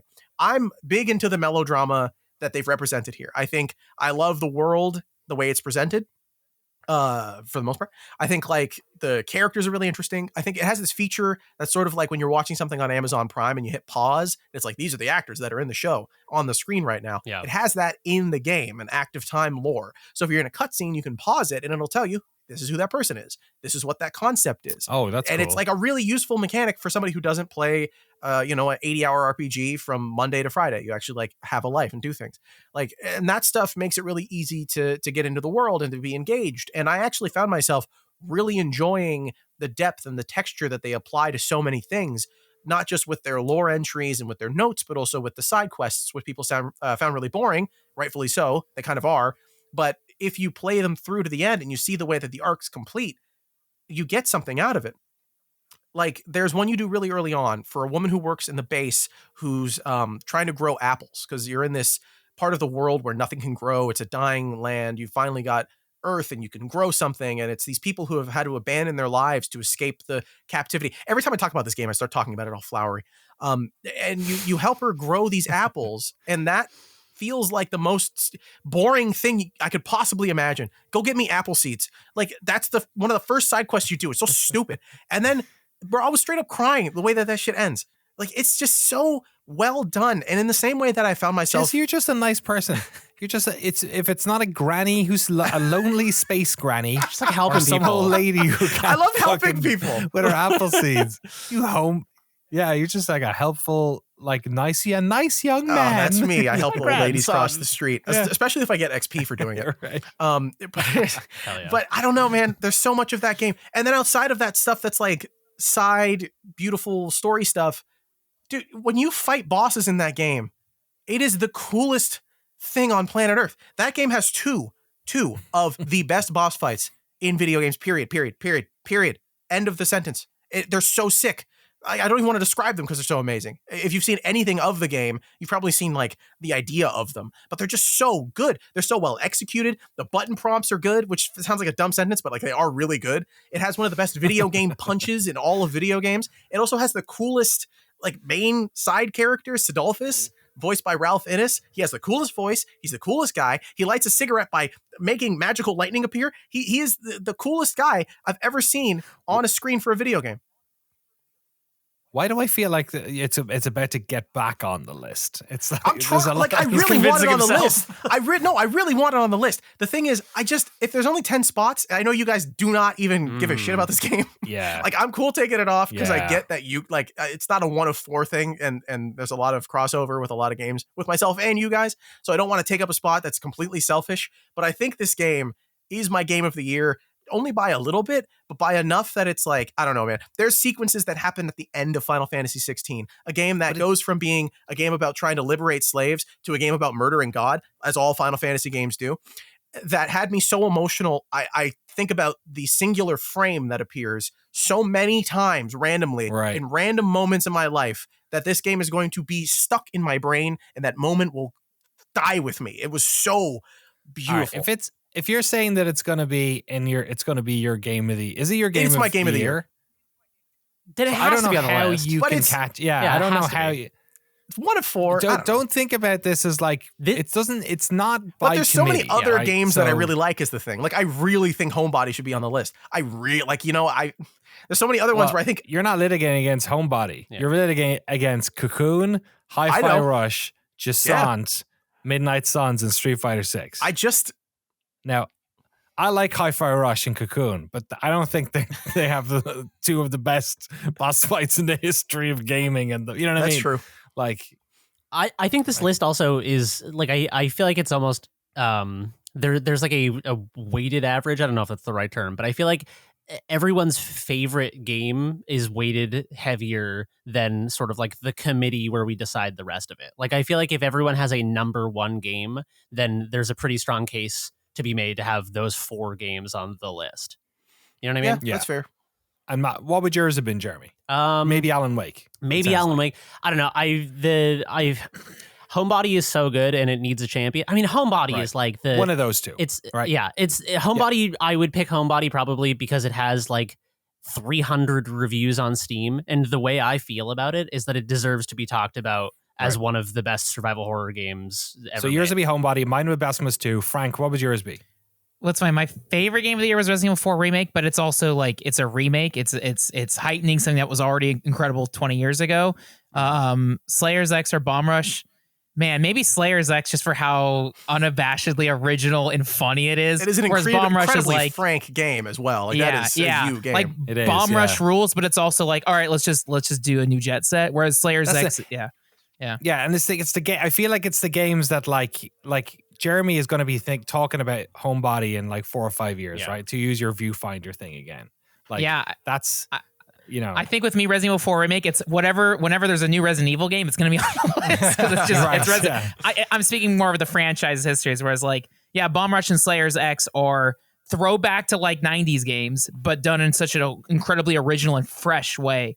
And so I think that's why I'm eager to be champions for those games as opposed to like another sequel in a well-established franchise. Jesse, you have 5 games left in this top 10 of the 10, so we need to get rid of at least one of these. I mean, I guess if you're not getting rid, if it's your choice, if you wanted to get rid of 16, but like you've convinced me and Jeremy at least that 16 should be on the list. I think okay, cool. If we're cool with that, then I'm cool with dropping Jusant because I think like that game is really well done. I think you guys have kind of explained what about it is so good already, and what about it you didn't like personally. It's a great game. I think like the note stuff. I've played a lot of indie games that do that stuff. I usually don't like it either. I think it gets a little boring, a little tired. I think what they do here, the story they represent, without saying anything too specific, is and it ends up being, because you're climbing a mountain in a world where the water has gone away.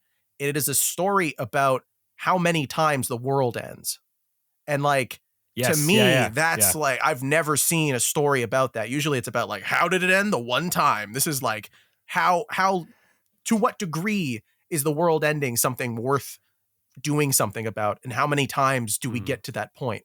And like obviously a reflection of humanity and everything, and it's like real life, but it's I think that's really good. I think like obviously again you guys have said all the stuff. Like if there's no litigating it. No, hey, I'm not going to fight for it. If I'm going to drop one, that's the one I'll fight. That's the one I'll drop.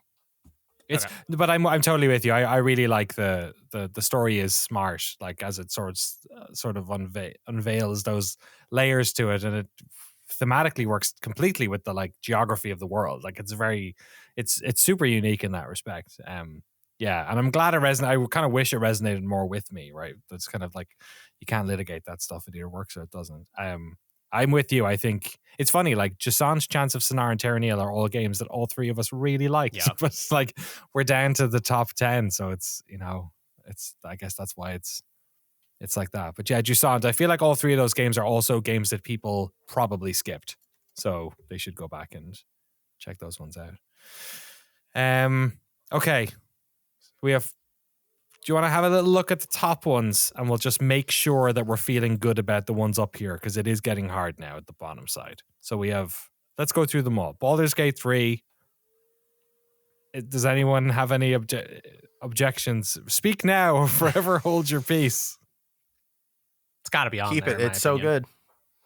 Okay, let's lock that. It's our first lock. Alan Wake 2. I'll fight for this one. Has everyone finished it? No, I have not. I'm about halfway through. I'm the only one who finished it. I'm the only one I started it. Put it on there. I started it last week. Let me be totally frank. I thought I was going to hate this game. Sorry. Well, Frank is. Let me be totally Jeremy. Totally Frank. Okay. Let me be totally Jeremy for a minute. The first time that's ever happened. That's wild. I thought I was going to hate this game. I have friends who liked it. My girlfriend really liked it. She's been watching me play it, and I warned her. I was like, if I hate this game, I'm going to tell you why I don't like this game. Will that ruin it for you? And she's like, no, I'm curious to see what you think. I don't know if you'll like it either. There are things about it that I don't like, and we can get into that as well. But I am so thoroughly convinced by the things about this game that I do like, that I think it deserves praise. I think I'm like not a Remedy fan. I feel like what happened to me is, what was was it Quantum Break? Quantum Break was the was the palate cleanser of the Remedy world. So that was like 2016ish. That was like right after, it was the year after I quit GameSpot. I was kind of burnt out on AAA games, and I was getting way more into indie games. And I saw Quantum Break come out and just saw the response to it, and I was kind of like, I don't know. I don't think like Remedy is for me, and I kind of saw it as like the writing on the wall. And then I didn't give Control a fair shake. So like I was predisposed to not like this game. I was convinced I would not. And the world draws you in such a way that like it just walking around this world, just exploring, just reading things. I think that is it's a hard sell for me. I have to be really sold on the game's vision to enjoy those sorts of things, to just enjoy like walking around and reading things. Yeah. And I hear a noise out the window and I'm like, holy shit, what was that? And I wheel around my sawed-off shotgun and there's nothing there. But like a game where nothing is happening and I'm having the time of my life, I think that is... It shows that they're pulling something off that is like the sort of magic trick that I think games are special for. And Alan Wake 2, not Alan Wake 1, did not pull this off. Alan Wake 2 pulled this off so many times. So many times was I like conned into forgetting myself and being drawn into this world and like existing in this world in a way where my natural curiosity was leading me and I was totally immersed, that like this is a truly special game. And Jesse can only speak to like, I don't know, maybe it tanks 2/3 of the way through, but I'm almost halfway through and I'm like, I've never been more convinced that this game is really, really special and good. It's in my top like 10 at least, and I'm maybe halfway or something like that. So it's hard to, but you know, I do wonder if there's a little bit of the Blasphemous 2, me having never played a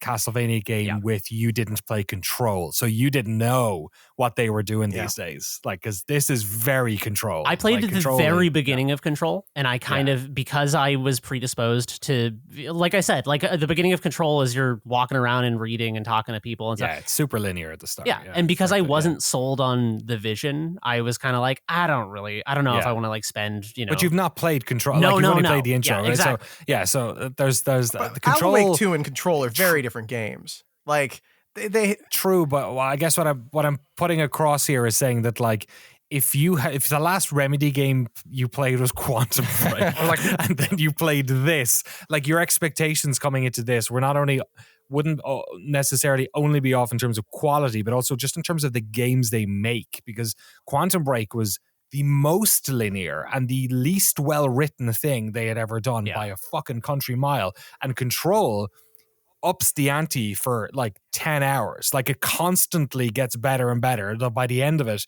you're like, this is so well written. Mechanically, it's so sharp. It, oddly enough, is a sort of a Metroidvania game in its own right, in a really interesting way in which none of the games were. Like all Max Payne, Alan Wake, American Nightmare, Quantum Break, they're all as linear as anything. And then Control was like, oh, fuck, they're doing weird stuff with their games. Yeah. So I'm just saying that, like, I think no wonder you could be so impressed if you had come from Quantum Break, because you would have missed out on all those signifiers. I do have to say though, the experience I was having last night, reaching sort of like the 10-hour mark in Alan Wake 2, was that I also recently played the Resident Evil 4 remake, and Resident Evil 4, the original Resident Evil 4, is one of my favorite games of all time. The reason the remake didn't click with me is because playing Resident Evil 4 remake, it's incredibly polished and it's obvious. I mean, Resident Evil 4 is an unbelievable game, but it feels like to me, the remake is locked in a period of time in which Resident Evil 4 came out, and it hasn't grown with games as a medium. Alan Wake 2 feels like to me, if Resident Evil 4 had continued to grow and flourish and mature with the medium, Alan Wake 2 is where you end up, in my opinion. And I think, despite the fact that I haven't played a bunch of Remedy games, I play a shit ton of survival horror games, and Alan Wake 2 is like, it's fucking scary. It's scary. It's funny because the jump scares are my least favorite thing about it. Like the flashes, I find them most of the time pretty annoying and unnecessary. Yeah, they're obnoxious a little bit. I like. Have you guys gotten to the old age home yet? That's where I am. Yeah. Sorry, go on. I won't say anything. Yeah. I also don't want to spoil anything for anyone. I'm also like halfway through the game, so I don't want to spoil anything for me. But all this is to say is that like while I am Remedy naive, I am survival horror wise, and I think that this game is fucking. It is dragging survival horror into the future in a way that I really, really respect as a Remedy skeptic and a survival horror diehard. You know what I mean? All right, we'll lock it. If there's no. Although, Jesse, do you feel like it shouldn't be in? Yeah, that's my question. I don't think it shouldn't be in. I think the things that it does really well, it does really well. No one's done it that well. there's a whole sequence in the first third of that game that may never be topped by another first person or third person action game or survival horror game for a very, very long time. My mouth was on the floor for like 30 minutes straight. So in that regard alone, I think it should be on the list. It was really buggy. It had a lot of issues. I still don't like the combat. Oh, really? The last quarter, I feel bad because I know a lot of people in the Noclip community really, really like this game and like are very vocal about how excited they are. And most people. I'm not trying to dog it, but I do think my problems with it were vast and annoying and made me really not enjoy the last 6 hours of that game. Interesting. And the twists and the story stuff and what they're going for. By that point, I was like, okay, yeah, all right. Like, let's. All right. So it might just be a me thing.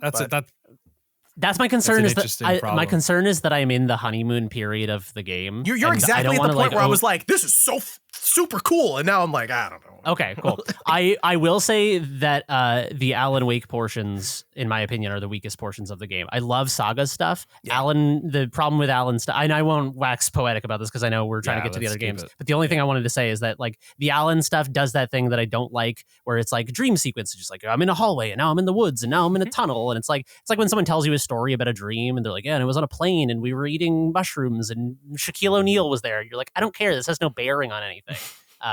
So yeah, I feel conflicted about the game, but the things that it does well, I love so much. Yeah. Okay, let's keep it there for now. I'm pretty confident Homebody is going to make it in just by the number of people who like it and the way in which they speak about it. I think, unless Frank, do you have any reason why you shouldn't be there? No, I'm excited to play it. I'll cram it this weekend or whenever. So I'm excited. I think you'll actually like it. Yeah. I think it might be. It's super short. It's like 6 hours or something. I feel passionately about Blasphemous. I think it's my only one of my games that's up here, I guess. Oh no, I guess Alan Wake and Baldur's Gate I threw in, but they were, yeah. It's the only one I feel incredibly passionate about, I'd say. So that's, well, I'll put it up in the middle, somewhere up here. So we have probably, and then, so here's the thing about Dave the Diver. I'm looking at Dave the Diver and I'm looking at Dredge. Yeah, I'm like, I didn't want to say it, but like Dave the Diver, to have that be the one indie game on the list, or like one of the few indie games, would be like, I feel like a travesty. I think the indie conversation around that game, I think, is very interesting from an academic perspective. Yeah. I think in terms of how good the game is, it's completely relevant. Yeah. But if I think of, I guess I'm talking it from a fishing related perspective. Oh, okay. Or they're both games I guess I played on my Steam Deck. They're both games you kind of can complete in about the same, I don't know, time frame to a certain extent. Dave the Diver's got a bit more kind of like stuff around the edges you can spend a lot of time doing. The campaign, I feel like, is about as long as Dave the Diver or Dredge. But I think I enjoy Dredge a lot more. Dave the Diver, I enjoy. It's weird. Dave the Diver is like a casino or something where it's like the game is doing a lot to keep you entertained all the time. Like it's doing a lot of like good little graphics and like the loop is very tight and smart and nothing overstays its welcome. You get bored in the fish and then you go to the, and like even like I don't even care about like management restaurant games or like root beer tapper games, but because the animations and the sounds and everything, it's almost a game that's tricking you into liking it more than maybe you would. Like, I don't know how much soul it has. It has a lot of personality. And like the funniest parts, I think, are the things like the weapons guy who's just as a huge like otaku nerd who just like, you know, there's like mini games where he's like pretending to be part of a J-pop crew. And it's like a rhythm game. It's so weird. It's like that, all that stuff I thought was really cool. And like, it's a sort of a sweet story about community and helping out your mates. And like, now I'm talking myself into it. I really do like Dave the Diver quite a bit. I'm going to throw a Cassie vote on it as well, by the way. She really liked it. Okay. So it's got I don't know what that counts for, but I'm going to say a whole vote personally. But she's 3 for 3. So yeah, I don't know. Frank, what do you think about it? It's good. I mean, it's cozy and it's good. I like it. Again, I think there's also an element of like celebrating games with pixel art. I love the animations. I love the music. It's very relaxing. Like, again, like something like Resident Evil is very like high adrenaline, like, oh shit, or even Alan Wake, whereas Dave the Diver is a nice like antidote to that. So yeah, I really like Dave the Diver.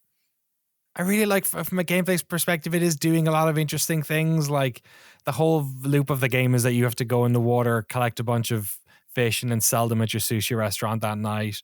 But like oxygen is a big part of how deep you can go is based on what equipment you have. Then there's like animals that'll attack you. So certain times a day you go down. If you go down at nighttime, all the sort of bioluminescent fish are around. Like there's so much variety and good fun to it. Like it is. And then it has a lot, without spoiling stuff, the game really just, it's kind of, it starts out as like, oh, this is like an arcade game where you fish and then sell it.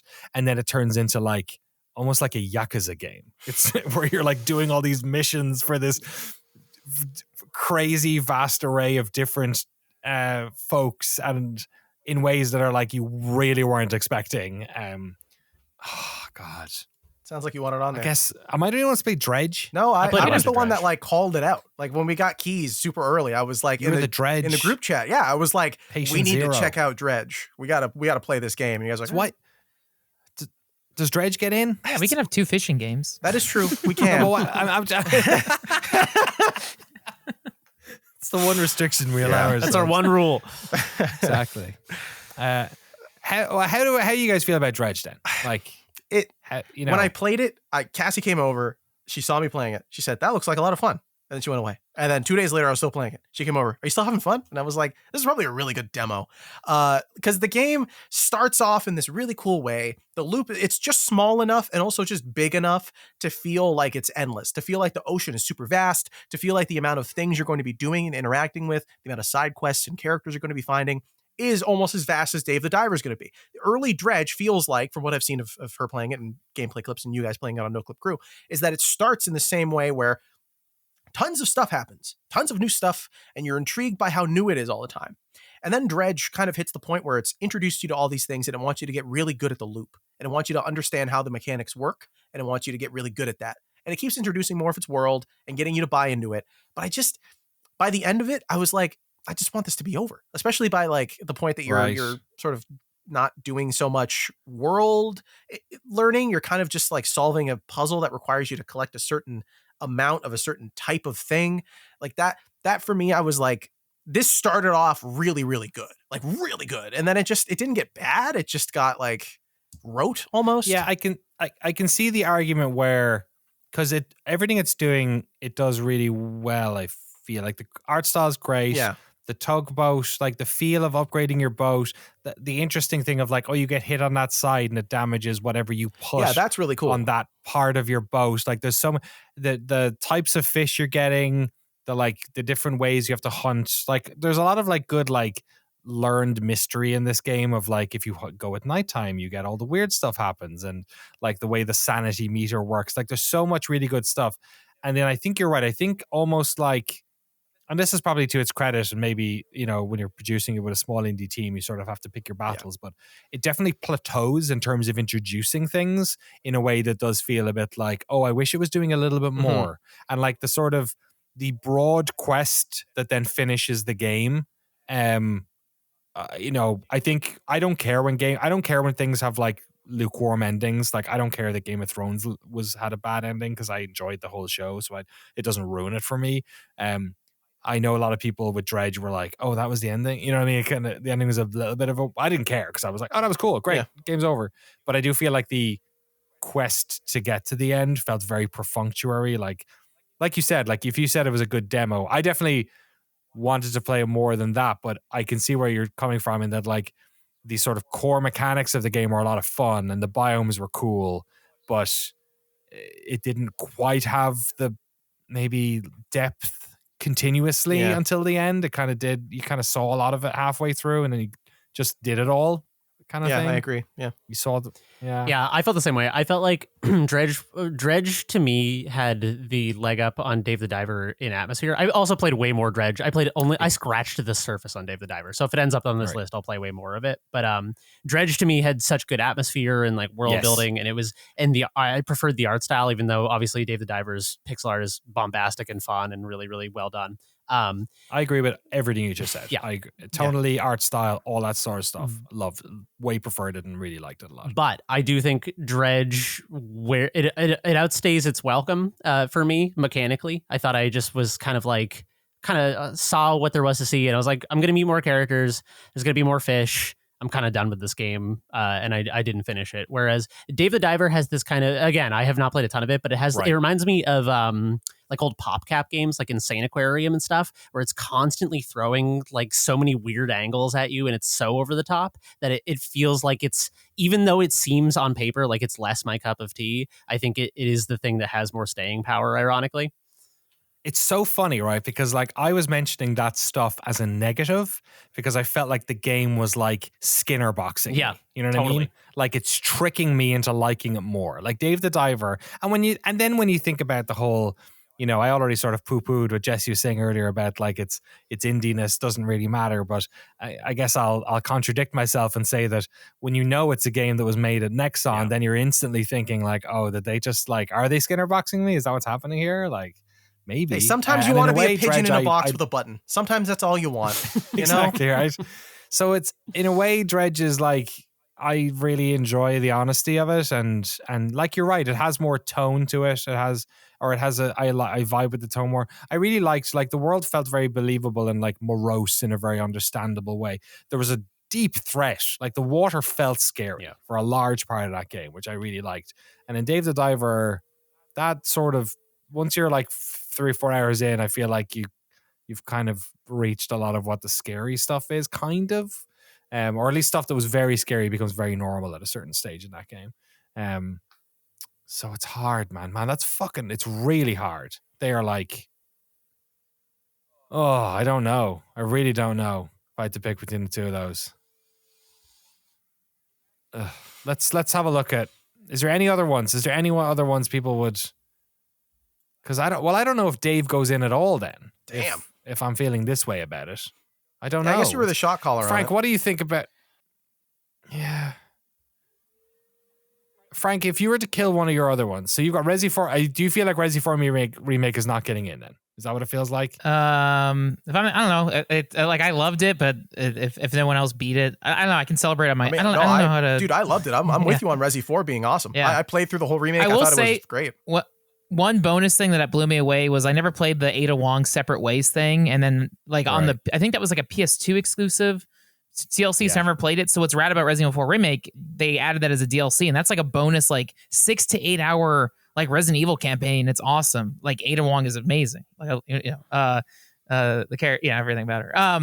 So I really like it. It's amazing. And again, the excitement too is just like I can't wait to see where the Resident Evil franchise goes. Like every time they keep doing these remakes, they get better and better and better. And so I know I love Resident Evil 4. It's incredible. I like it more than Dave the Diver. I mean, my PlayStation playtime for Resident Evil 4 says 70 hours because I beat Resident Evil 4 Remake. I did a New Game Plus run of it. I did Ada Wong. I started Ada Wong New Game Plus of it. Like it's just the loop of it, the combat, the physics when you blow people up with shotguns, their guts splatter down.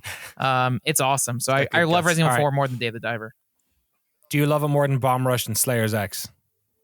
I mean, it's my favorite game. Yeah, shoot. Yeah, Bomb Rush. There's something like maybe I have a crush on Bomb Rush because it's the music's so good. And I think about it every time. Make the call. You got to make the call. It does have the Franks in it as well. So, damn, I think I want to celebrate Bomb Rush Cyberfunk because I think more people slept on it. That's like the. I don't know if. I don't know. I don't know if is that the way we do this? No, I mean whatever. If I'm just thinking, I could be wrong. Yeah, I mean. I think we're gonna end up with 15 games on this list. I'm telling you. But yeah, I would still put Resident Evil 4 above Dave the Diver. With Bomb Rush Cyberpunk, there's an extra element too because I got into biking this year and I listen to the soundtrack when I ride my bicycle. And then I play the game and they're biking and I can see how they're animated. There's an extra connection there. That's why I like it. But. Okay, let's with all the passion that's going through here. I feel like Frank, you need to kill one of yours because we all killed one of ours. Yeah. So I feel like. Well, maybe you don't need to, but if we're looking at Dave the Diver, Resi 4 Remake, Bomb Rush Cyberpunk, and Slayer. Well, X. I did not beat Dave the Diver, and I think I got to a point in that game where I was like, okay, I see what this is, and like, because I could keep playing it, I feel like that would be an airplane game, but like I can cut Dave the Diver. That would be the one you cut? Okay, we'll drop it down a little bit. Let's have a look at the other ones here. Jesse, Cocoon, Hi-Fi Rush, Midnight Suns, Street Fighter 6. Damn. See, those are all perfect video games that should be on the list, but I think if I'm going to pick one of them... We only have one space left with the current sounds like you're adding 4 more spaces. No, I mean, of those 4... It's going to be a long podcast. It's so tough, because Cocoon is really special. It's probably the smartest puzzle game, or maybe not the smartest puzzle game, but it is the puzzle game that makes you feel the smartest for solving its puzzles, because they're not like particularly hard, but they do require a lot of thought, and like remembering mechanics and remembering how the world works, and it's very intuitive. So it's kind of, I don't know, it's anyone can play it. I feel like there's no language barrier. There's no like, there's very little input barrier because it's one button and an analog stick, so it's very easy to play. It's very accessible. Cocoon, yeah, Cocoon feels like a weird game to me because it is incredibly compact and tight and well designed. But to me, it almost feels like it plays itself a little bit. Like it's almost like a linear puzzle reason. game. Yeah. And like, and I like how the puzzles do keep getting more, and it's so interesting. Like the art style is gorgeous, and the whole like layers of the worlds thing is like it's very like I've never played anything like this. I was mostly just impressed by it at the beginning, and then I think by the end I was like, impressive. Okay, no, there were a couple puzzles where I was like, I cannot believe that's how you solve this. That blew my mind. But also, yeah, I get where you guys are coming from. That it plays itself almost. Yeah. Yeah, sorry, Jeremy. You said you played. I didn't play. I probably played the first hour of this game, and I felt like it was like a game that shows very well. Like I would see it on the show floor at PAX and be like, "Oh, that's like stylish and impressive and really cool." And then I kept trying to. I like played 15 minutes and I was bored and I turned it off. And then I came back and restarted the game because I really wanted to give it a proper shot. And I just felt like there was, I don't know, the phrase that kept popping into my head was like, I don't feel like there's much there's much game happening here, is what I felt like. I felt like I was just kind of walking through a world and doing perfunctory tasks, but also maybe I didn't get deep enough to really appreciate it or something. I'm not sure. I didn't give it a fair shot. I also feel like because I just was bouncing off it. I tried like 2 or 3 times. That's fair. I think the puzzles do get more interesting and complex as doing a lot of work there. Less obvious maybe than the opening 30 minutes of it. I don't know what it is. Do you know what it might be? Is that like, because this is from like, I think the lead designer is from Playdead, right? So Inside, Limbo. Like Limbo and Inside, yeah. And in those games, they're also very linear and like kind of, I don't want to say all style, no substance, but like you're doing a lot because you're fascinated by the world that's in it. And I was also fascinated by the world in Cocoon. It's obviously very different because you're playing like looks like a sort of beetle type thing, and like it feels like you're a beetle in a miniature world. There's obviously a lot of stuff going on there, but for whatever reason, the lack of like the humans inside and the sort of human scale and the societal things that were happening were more relatable or something in those games, where I was interested in where this is going. And no point during Cocoon was I at all interested in where this is going. I was just like, oh, these puzzles are neat. In a way like Portal. Imagine Portal without the story. It kind of felt like that to me, where it's like, in fact, some of the puzzles in the game were like straight out Portal puzzles. Oh, yeah. Or it was all like, oh yeah, you move the ball here and then do the thing. And then, I've done that before in the game. Yeah. But so that was the thing for me. But again, that's a flavor thing. Like that's a personal preference. There's no accounting for it. Totally fair. What do you think, Jesse? I'm only explaining my thoughts on it. I haven't completed. I only played because I mean, it's just, I like it. I think it's really good. I think personally it's my favorite puzzle game of the year. I played through the whole thing and was like shocked at how good the puzzles were. But I understand, like, it's those 4 games. If I'm only picking one more of mine to fight for, that's not the one. Like Hi-Fi Rush. It's doing really good things. I love it a lot. The art style is great. I love the characters. I like how fun the music is. I like that it's a rhythm action game. But my favorite part of it is the rhythm action stuff. And when I'm fighting in that, I'm like, I'd rather just be playing Final Fantasy XVI's combat because I like it more. Like, so I don't know. I'm just trying to pick one. Like, I'm trying to talk myself into one. It's got to be Midnight Suns. I think it has to be Midnight Suns. If I was going to pick one more from my list, it's got to be Marvel's Midnight Suns. To go in. It's got to be Marvel's Midnight Suns. Okay. I'm cool with dropping the other 3 personally. Okay. Street Fighter 6 was great, but Marvel's Midnight Suns, man. It's a good game. Okay. That to me sounds right in my head, that it's the one that you're getting the most like invested in. You know what I mean? Like whatever comes up. Also, last year we did a cop-out. And if there was an opportunity to do a cop-out this year, Midnight Suns could be our cop-out 11 because it technically did not come out this year. Yeah, but So like it what? So could- we're gonna just ignore every game that comes out between December 5th and December 3rd. You know what I mean? No, we just have an extra. We have an extra 11th slot every year for December. games for only. one next of the year, games that came out the year before. Next Yeah. year, Avatar will be nominated. Yes. It will sweep. Yeah, Yes! exactly. When is that coming It out? comes Is it out like this month? Friday, and I'm gutted. You're kidding. I can't wait to play it. Yeah. Oh my god! So, what do you guys remember? What game it was last year that was technically our 11th? Did I we have forget. one? I don't think we did.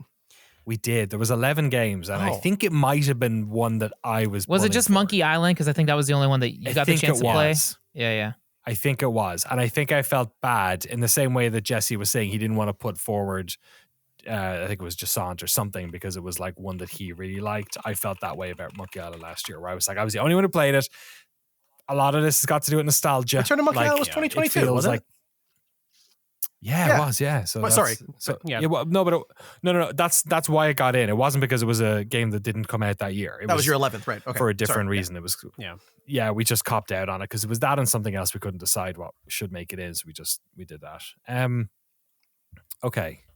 We do 10 as a if at the end of this it feels like we have 10 and then we have 5 we feel really good about that we wish we couldn't have a little.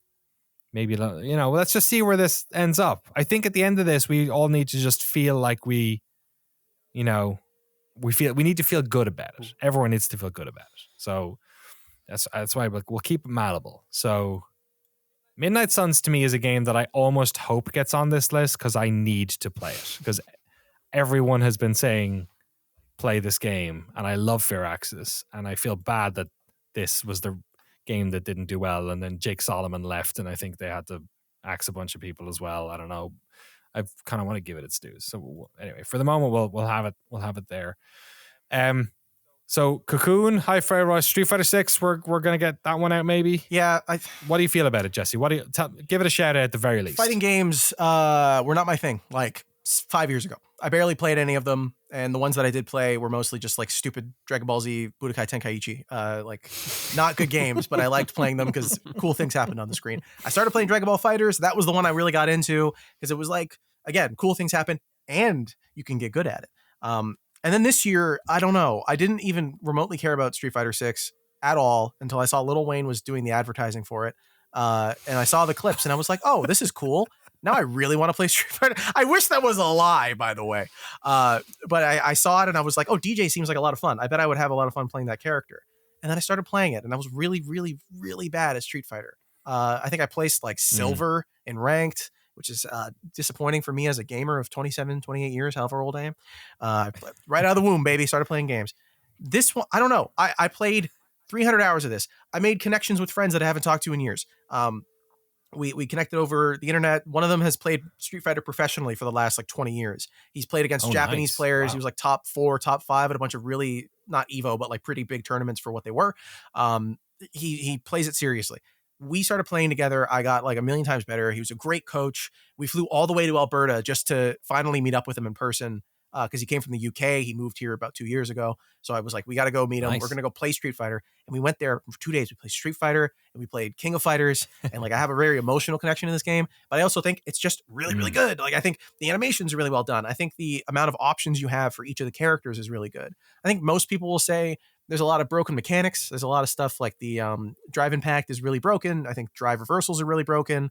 There's a couple of characters, especially DJ, who are a little really cheap and like just have move sets that feel wrong. Like their buttons are really long and also really fast. But there's also characters like everyone feels broken, I think is the thing that you can point to. And a lot of people will say that about fighting games, that there's like, oh, this character's broken and this character's broken. I think most people who play Street Fighter 6 and just based off what I've heard from my friend, Street Fighter 6 has the most broken set of characters. Everyone's broken in their own way, and you just have to learn how to beat what they're broken at, basically. And I really enjoy that. I enjoy the leaderboard process of it. I enjoy the smack talk. I enjoy the community aspect of it. Going into Battle Hub and seeing people in stupid outfits and with their characters that just look ridiculous is so much fun. You sit down and you watch you can join and spectate people's matches as they're sitting at an arcade. And they'll just like literally be sitting there. You'll see Blanca sitting and facing like a really bad rendition of Peter Griffin. And you join the match and they're just standing there doing the Maraca taunt that DJ does. And I'm like for the whole 99 seconds. And then the match is over and it's a tie. And I'm like, I don't know. This might be a really good video game. But it's also a fighting game. And it's the 6th entry in a well-established fighting game series. I would not be upset with it not being on this list. Street Fighter 6. Good job, Street Fighter. You're back in most people's good graces. Yeah, finally. But maybe not in our top 10. Jeremy. Yes. Let's pop over to you. Mosa Lina and Typecast. I've played a lot of both of these games, and neither of them do it for me. Okay. I find them both interesting, but that's where it ends for me, in a way. We don't have to convince me, but convince, which one, is there any of these that you feel particularly like should be in the top 10 best games of 2023? Yeah. I feel very conflicted. I think I had, I don't know, God, Typecast is so fun, and I think it's so, like, it's such a polished little gem. Like, it's doing one thing and it's doing it so well, and I had so much fun. I mean, like, the type of gamer I am, I rarely connect with experiences that don't have some sort of emotional or narrative or thematic element to them. Like, you don't like letters, Jeremy?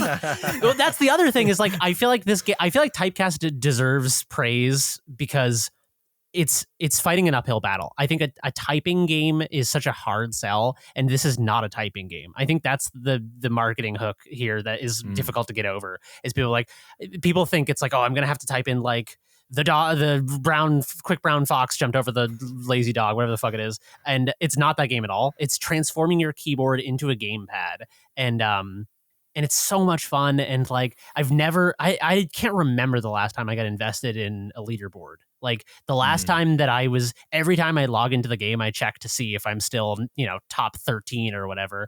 I cannot tell you the last time that's happened. And Typecast really got me there. Like, I saw there was a streamer who played it that popped up on the homepage of Twitch, and I watched them get 17th, and I was like, I need to beat that. Like, I need to get past that. And it's just so much fun. It deserves so much praise, and everyone should go play it. It's $5. Like, you owe it to yourself to play. It is one of the most fun games of this year.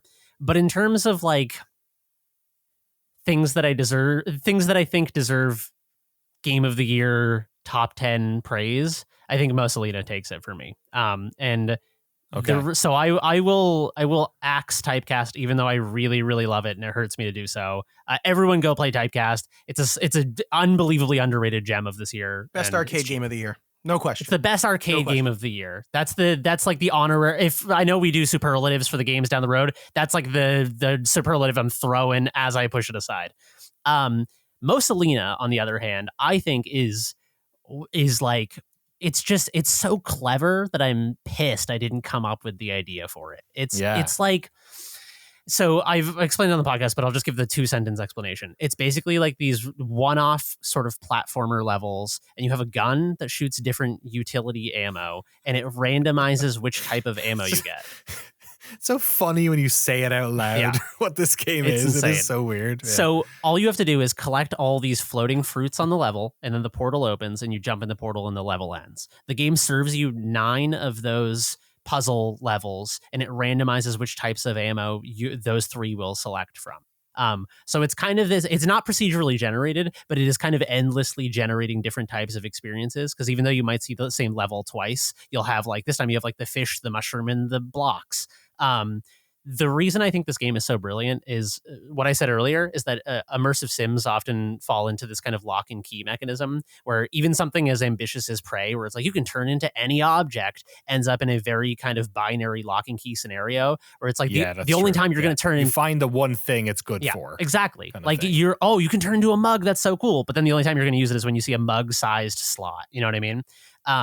Mosa Lina is the opposite. Mosa Lina is, because nothing is pre-designed, nothing is destined to happen. So there's a note that pops up sometimes in the tooltips that says not every level is completable. And I love that, because it puts you in this position where anytime you like, you can mash R and restart the level anytime, or whatever the hotkey is on a controller. And I try to put that off as long as possible, because there's been 100 times where I was like, there's no way I can beat this level. And then I pulled it off, and it felt like a small miracle every time it happened. And yeah, I don't know. I just think it's unbelievably smart. Is it like, I think I could see it. How much legs does it? It's a good idea, and it's very well executed, but how much legs does it I have played like 7-ish hours of it. Wow. Okay. And I also played like 4 or 5 hours of the demo.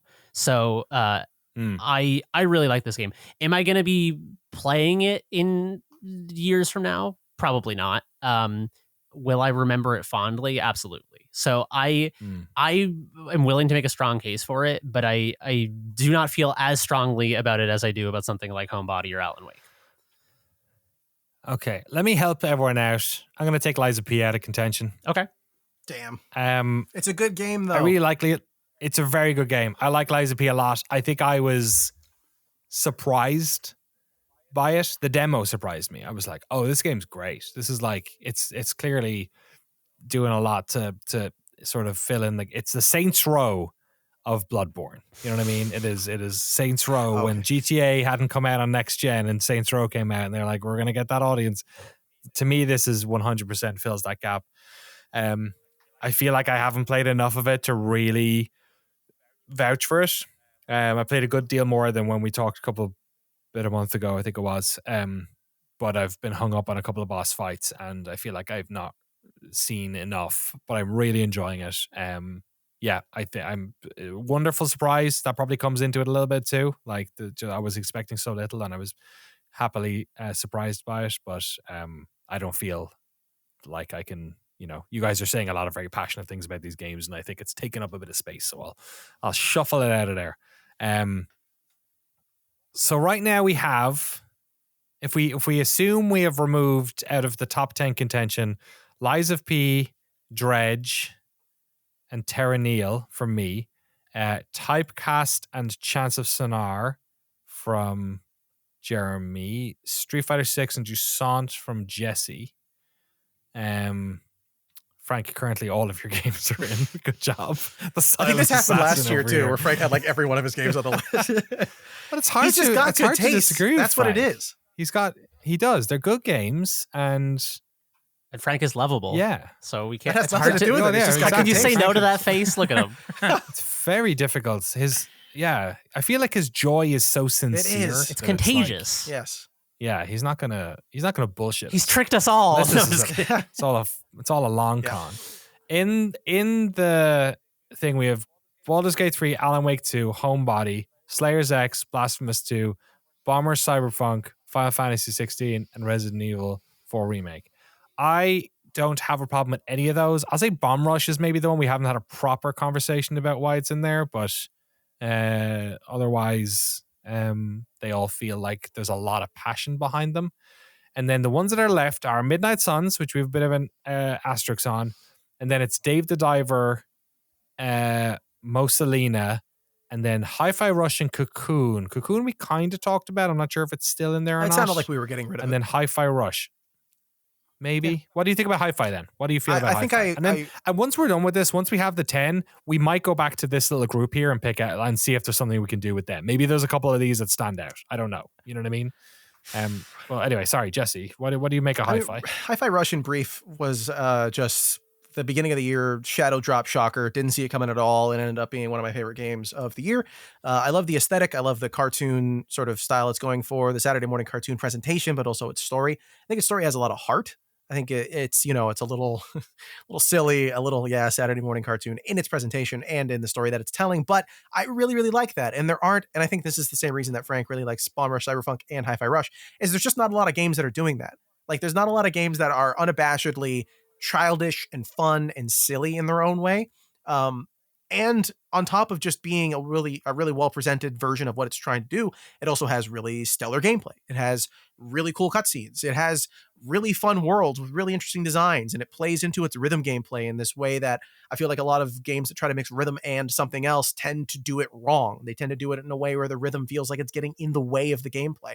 And I've heard that brought up about Hi-Fi Rush, but I never really felt like Hi-Fi Rush was not allowing you to continue playing the game if you were bad at the rhythm stuff.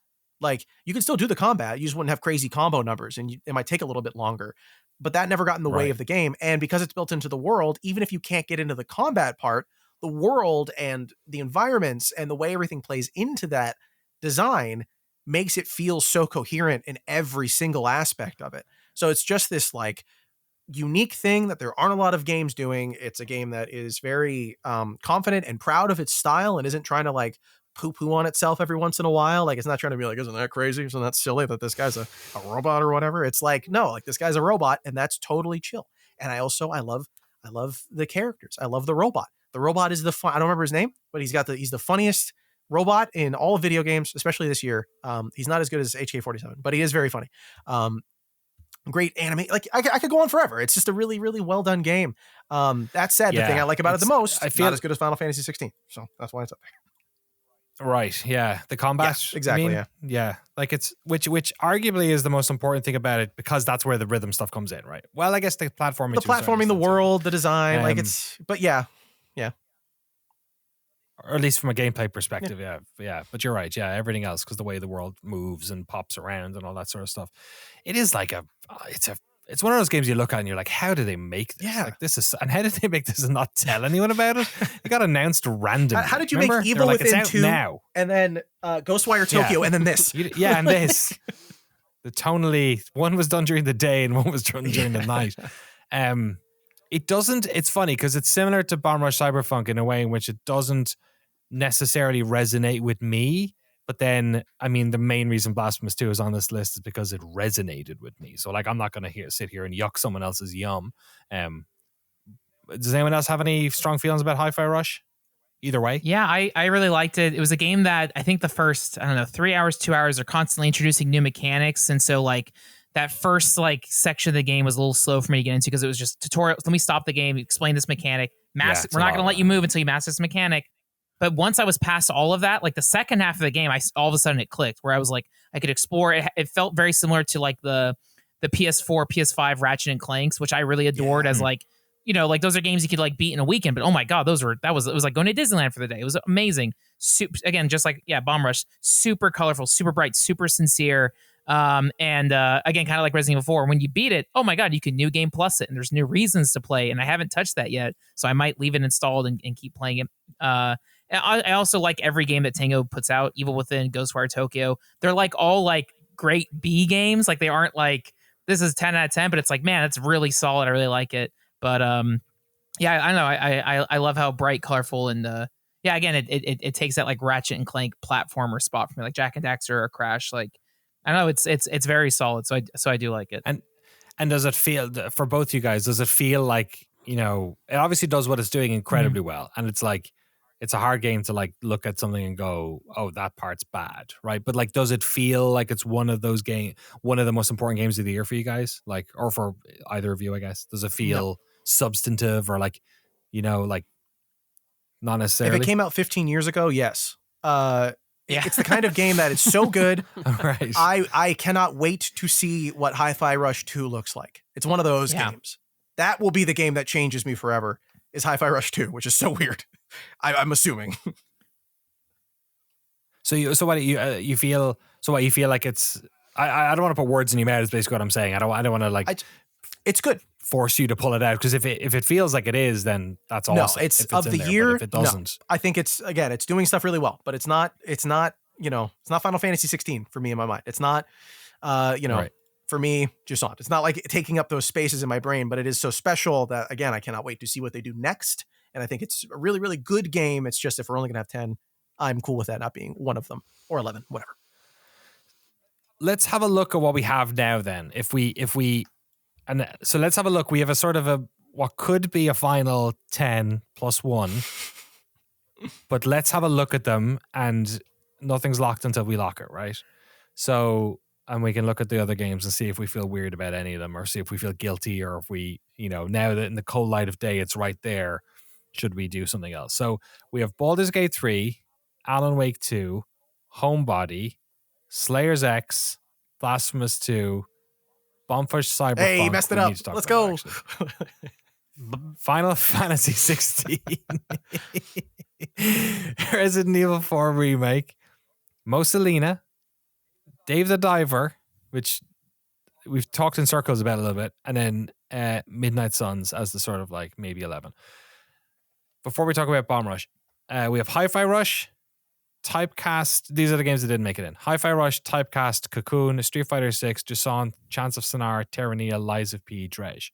Is there any one of those ones that anyone feels particularly aggrieved by? I will say the only one that makes me feel a little bit twisty in my stomach is Dredge, but I also can't not agree with what everyone else has said, and they know, and it feels fair. And Lies of P is just one I wish I completed, and I'd go. So I'm not gonna change my mind on that one. Does anyone feel any other way about any? I feel conflicted now that I'm thinking about. Okay, like I know I just made a case for all the reasons that Mosa Lina is great. My gut says that I had a better time. I feel like Mosa Lina is a smarter game than Typecast, but would I rather play Typecast? Yes, 100%. And I feel like the metric. I feel like on like an academic level, I have a lot of respect for Mosa Lina for its design. I think it's very smart, and like I felt like, I don't know. It was stimulating me in a way where I was like, oh, this is cool. I really appreciate what this is doing. But like, if that's like the New Yorker cocktail party, Typecast is the like crushing silver bullets with my boys. You know what I mean? Like, so imagine they're flipped. Yeah. Now, do you feel the same way about Mosa Lina? No, I feel like Mosa Lina. I feel like, I don't know. I feel like Typecast should be on there more than Mosa Lina. If I'm being real with myself, and I'm not trying to be like I am trying like the game's appreciator. If I'm just the like, right, what in my guts hit me more? I think it's Typecast, honestly. And you wouldn't feel like if we did this on the. I'm not sure if you guys are actually thing, but if we did this, would you feel? Now, you don't feel sick in your stomach about Mosa Lina? No, I feel better about that because Mosa Lina, I was talking to my boy Brian, who's like my best friend from Boston, about this, and he likes Mosa Lina more than I do. And I was kind of explaining the reasons to him like 2 weeks ago why Mosa Lina might not be on my list. Right. And then I felt like I only had 5 games, and I was like, okay, out of this list of 30, which are the ones that I appreciated the most? And that was kind of why Mosa Lina made the cut. So I don't want to like intellectualize my way into putting Mosa Lina on the list. I want to like listen to my guts about what was the best video game experience I had this year, and I think Typecast is out of those two is the one that takes it. Okay. Nice work. Thanks for saying that. That's a big swap. That's a good swap. Frank and Jesse, do you guys feel any weirdness about the? Well, Frank shouldn't because he's got no games on this. I do want to highlight Street Fighter 6's World Tour mode. They didn't have to do it. They put that in. That game, I didn't beat it, but I really adore it, and that's something I still want to. It's very silly. I love it, and there's a deeper reason I really like that is one of my all-time favorite games is Final Fight, which is like their 89 beat 'em up before Street Fighter, but like the Street Fighter universe is within Final Fight. But this basically feels like a new Final Fight. Like you're beating up the characters of the Mad Gear gang and all that stuff like that. So like, yeah, I the World Tour mode itself is amazing. The mainline game of Street Fighter 6, I bowed out because 10 years ago with like Street Fighter 4, I was like super competitive and into it, and then I stopped playing. And then when I picked up Street Fighter 6, it was like, oh, everyone else had been playing Street Fighter for 10 years. I'm getting my ass kicked. I can't compete. Oh, yeah. So I had to retire. But I did like Street Fighter 6, and 5 I did not like. I tried, but 6 was good. So, but nothing you change, right? No. You wouldn't. Although, you wouldn't drag 6 up. No. And then I feel bad I haven't beaten Final Fantasy 16 because my gut is like, oh man, I like Hi-Fi Rush more than 16. Hey, don't worry. You've got 10 days to do it. It's only 100 hours long. You could crack through that. It's really not that long. Yeah. Just 10 hours a day, you'll do it. In between Baldur's Gate 3. Yeah. No biggie. But I do like the combat of 16 a lot. I would say I do like the combat of 16 more than Hi-Fi Rush. And the spells you get, and I can't wait to level up that stuff. But I think it comes down to colorful games because Final Fantasy 16 seems a little dour. Hi-Fi Rush is super bright and colorful. Street Fighter 6 super colorful. I think also Dave the Diver super colorful compared to Dredge. But yeah. Jesse, what about yourself? Yeah. I mean, do I think Cocoon and Jusant? And no, I'm just kidding. I'm happy with the list. It looks good. I'm glad 16's on there. That makes me happy. Doesn't look too bad. And Midnight Suns, and I haven't had to defend it, but it's up there. Is there any reason why is there anything we should do with this crowd? 1, 2, 3, 4, 5, 6, 7, 8, 9. I don't know. Maybe we should do a little best of the rest somewhere. We talked about them a lot today, so that's probably enough we don't have to litigate them again. But maybe on Twitter or something, we can do a little shout out to these games as well and say they're some of our favorite games. It's a good idea. Honorable mentions. Yes, the honorable mentions. Okay, so our honorable mentions this year are Mosa Lina, Hi-Fi Rush, Cocoon, Street Fighter VI, Jusant, Chants of Sennaar, Terra Nil, Lies of P, and Dredge. I would say 3 of those are games from AAA studios, and the other ones are a lot of very good indie flavors. So lots of exciting games then are honorable mentions. I'll do it without the U, I'm a full-blooded American at this stage, I guess. Okay, so we have our top 10, and if we want our top 10 plus 1, our asterisks. It seems this is something of a tradition around these parts. But I think considering not just the game that did get lost in the mix, not just the game of the year, seems to have just been perpetually lost in the mix.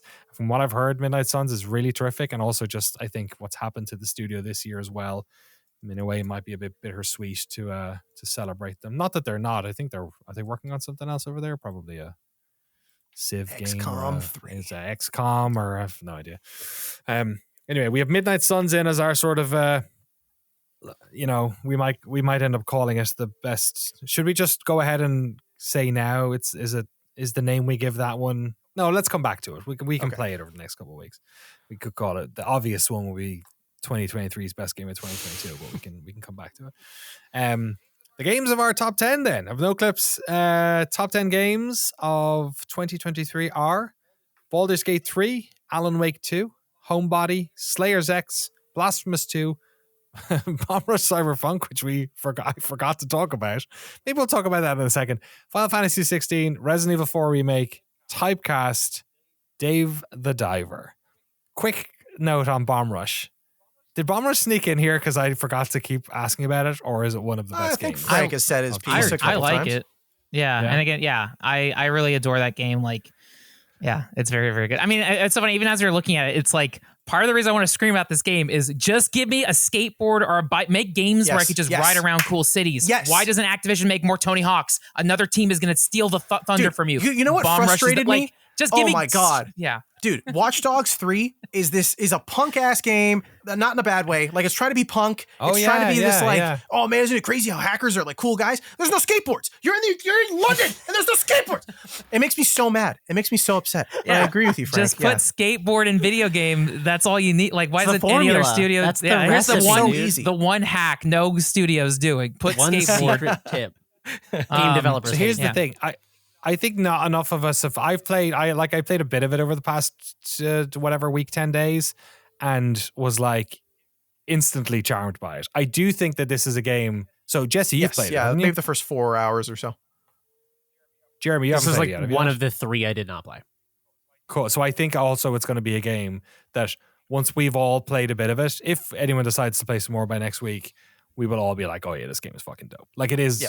It is very. Yeah, I'm very into it. It's a game that I'm magnetized to, but I think I'm gonna give a lot of time to all these games except Final Fantasy 16. Sorry, it's fine. I don't care. I understand. Just for me. You get it right.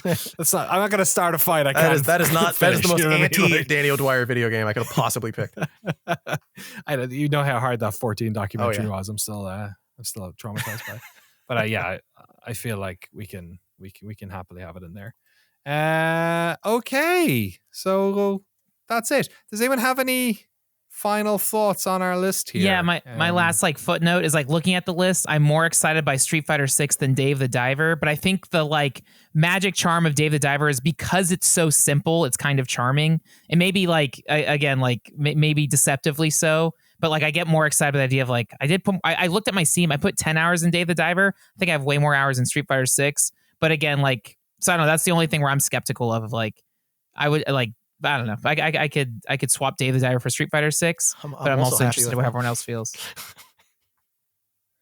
Okay, Frank Howley here with the last minute And now he knows Bomb Rush is okay. He's like, okay. Got a little play on the field. I want people to play it. Fucking, and if fucking Littlefinger over here. But then if we have our council, everyone's like, "Oh, Bomb Rush isn't good." Then I don't know. But I think Bomb Rush rules again. Like, it legitimately just the soundtrack and just skating around the city is cool. And Sorry, Bomb Rush is okay. Yeah. Don't worry, we got Bomb Rush today. Has anyone else played out of it? Is it just me and Frank who played Dave the Diver? I just like played a little bit. Yeah, bit. it didn't. I don't feel like it's like a me game, but I could instantly see the appeal. But I will play a bunch more now that it's on the list.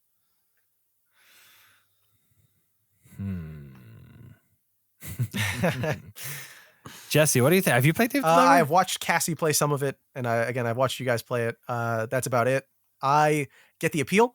I think it's cool. I think there's a lot to it. And when you have a lot of spectacle and a lot of new stuff showing up, like there was a trailer for some game at Summer Games Fest. Do not remember the name. It was some like third person Chinese, Japanese action game. I'm only saying that because I couldn't remember which of the two regions from. Not because I can't tell, but there was like a new thing. Fucking thin ice. Just to be clear, Jesse. but like there's a new thing happening every like 2 seconds in that game. And that was like so shocking. And I feel like that can be an appealing part. I feel like that can be an appealing part of games is how often they do new things and introduce new mechanics and change things up. And I really love that kind of thing. But I just don't think what Dave the Diver's doing is like 100% my jam. I probably would enjoy playing it, but I don't know if I would put it down on my own. I will agree with Frank, though, that Street Fighter 6 is really good, and I like it more than Dave the Diver. Getting contentious. Man, this is where the fight's happening now. So here's the thing. I'll say this very quickly, then we go, Jeremy. We might open a can of worms here because I don't know if Street Fighter 6 is the game that comes up. That's the only thing I'm saying. Okay. But Jeremy, you go ahead. I was going to say that my like gut feel. Let me explain my gut feeling and then explain it away really quick in one sentence after the other. Dave the Diver to me feels like it is a early 2000s browser game that has been expanded upon, voluminously, right? Like it feels like an old PopCap game that then they made 20 hours long or whatever. But I don't think that is a gut feeling that I should abide or listen to, because I think like Typecast is like an arcade game. Like I recently played Robotron again, and I replayed Super Smash TV with a friend of mine, and like those are not games with an immense amount of depth, but did I have a blast playing them? Yeah, totally. Like they're so fun and so bombastic and so overwhelming, and like there is a different type of experience that is there to be appreciated. I think that there's a tendency in my brain to think that like a game of the year needs to be like this grand experience. It needs to be like thematic. It needs to have like a story. I need to like cry at some point. And it's not really that. Like games can be so many things. Like that's why Mosa Lina is brilliant. Is like, do I think it's not one of my games of the year, but it's one of the best toys ever made. You know what I mean? So yeah, I don't know. I just wanted to put that as a note that like the game of the year can mean so many different things that I just think it's important to contextualize that. I watched some little Dave the Diver videos there while you were talking about Dave the Diver and other aspects of how you can like games. And it did bring up a lot of like, oh no, that shit's cool. Like the especially with these, like to a certain extent, the restaurant stuff. I think the two things I really like about Dave the Diver are how everything changed, like the whole how far you want to go on your run thing. It's like it's not exactly an extraction game, it's not an extraction shooter, but it's kind of got a little bit of that going on there where you're really trying to, or like the encumbrance in Dave the Diver is amazing because you can carry too much stuff, but if you do, like it really fucks up your ability to move and your oxygen levels and stuff like that. And I do think there's a lot of soul to it. I think the story stuff really goes places that is surprising. So in a way, I kind of want everyone to play it and see some of that shit. Yeah, because then I'm thinking, do we just take it out and keep a top 10? But I think I would feel like weirdly, I thought I liked Dredge more. But I actually did enjoy Dave the Diver for longer. And I kind of want to go back and play more of it, is the other thing. Like, I'm kind of excited to play more of it and see you guys play it. Like, if I imagine... Here's the thing. Because it shouldn't be part of the equation, but there is a little bit in the back of my head. It's like one's an indie game from this crew in New Zealand and the other one's a fake indie game from a massive corporation. If I was to judge this game completely, but like if I was just to imagine that they're both games from corporations or they're both games from indie studios, I would say Dave the Diver was the game I enjoyed better. So it's, but like we also don't live in a bubble. But congratulations, next now song. I feel like Good I've job. convinced myself it should be in there. Exactly. Indie studio of the year. Indie studio of the year. I mean, nobody owns them, right? They're independent, right? You bring up a good point though. It's like that's the conflict with Mosa Lina and Typecast is a different but similar thing. Is like which game do I appreciate more is a different question than which game do I want to play. And Mosa Lina, I think, is like so clever and ambitious, and I think it deserves kudos for that. But I want to play Typecast, and I don't even think it's like a thing where it's like filet mignon versus like a McDonald's hamburger, because it's not. It's just that like it's not that one is like fast food. It's just that I enjoyed my experience with one more. Yeah, fair.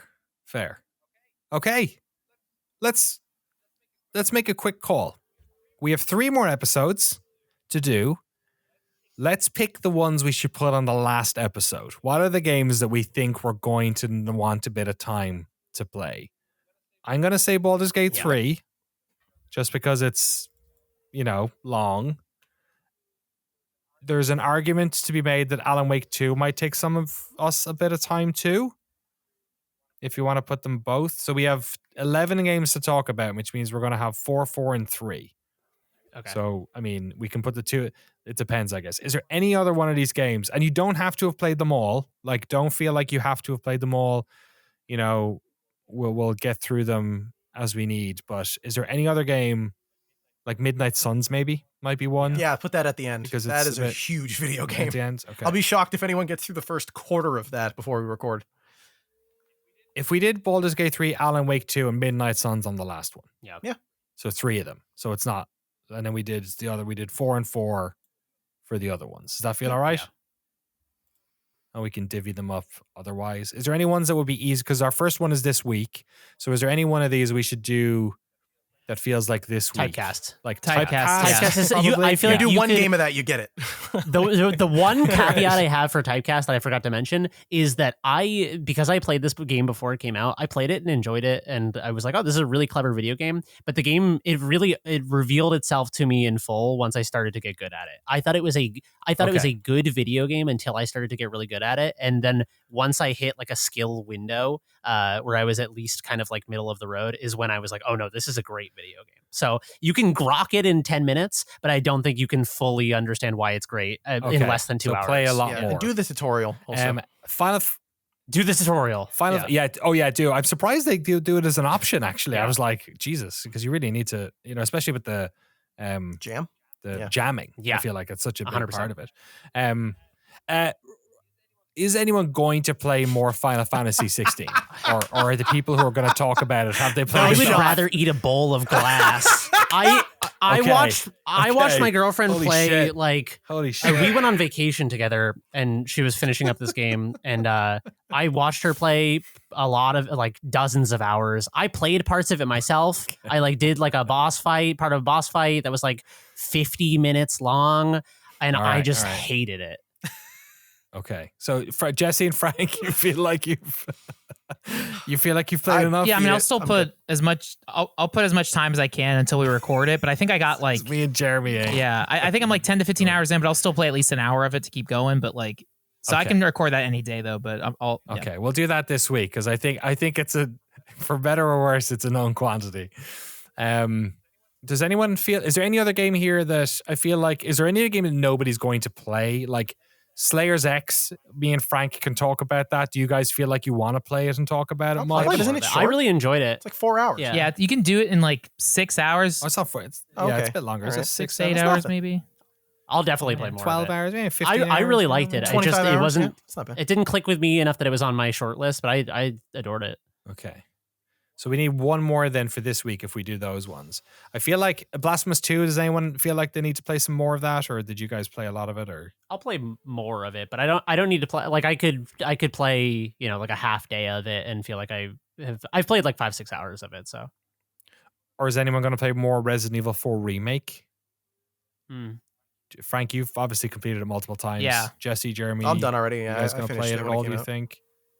You Yeah. finished it? Jeremy, do you think you're going to play much more? I could play more, but I probably will play a bit more, but I could do it this week. Yeah, I could take it or leave it. I'll play more to do my due diligence. If you want, or if there's three of us. If there's three of you, yeah. There's so many other games that I want to put serious time into that, like, I mean, I know why Resident Evil 4 is great, and remakes are tough for me. The way my brain works, it's hard for me to replay games.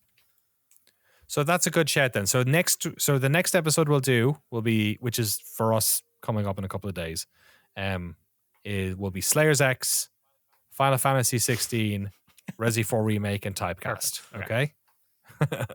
What a wonderful melange. The next one will be, I think this is the one we're all going to do some fun exploration on, will be Dave the Diver, Bomb Rush Cyberfunk, Blasphemous 2, and a Homebody. Nice. Okay. And those are all kind of games I feel like we'll all enjoy sticking some time into. And then the last one will just be 3 games, but they're a bit beefy. Midnight Suns, Alan Wake, and Baldur's Gate 3. Alan Wake 2 and Baldur's Gate 3. Sound good? Sounds good. A lot of good games there. All right. Yeah, a lot of 10 great good games. A lot of good chats. Yeah, we talked about a lot of games. We talked about 10 great games. One bad one. 11 great games. One bad game. Well, yeah. Sorry. 9 other games that almost made the cut, and probably another 10 or 15 more that didn't make the final deliberations, but plenty to talk about. I think we're about 2 hours and 40 minutes here, so well over last year's. Yeah, thanks for editing this, Jesse. No problem. Sorry, future me. The episodes, this is yeah, this is obviously going up on the 8th. The next episodes will be on the 15th, 22nd, and then the 29th will be our final one. We will then be taking a week off because the next week is my birthday and I'm flying back from Ireland, but then the podcast will return as normal on January 12th. Yeah, so we've got another 3 weeks of Game of the Year stuff. All right, shall we all go to the bathroom now? Feeling good? Yeah. Different bathrooms. Doesn't have to be. Yeah? Okay, we're good. Yeah, well, all right, Jeremy. Come in here, or am I going there? You're welcome to my bathroom is nice and warmed up for you. All right, that's the podcast. Thanks so much, everyone, for listening. Thanks for sending in all your messages about games we should play as well. And we'll see you next time to talk about some goddamn video games. Typecast, Resi 4 Remake, Final Fantasy 16, and Slayers X on the next one. We'll talk to you then. Bye.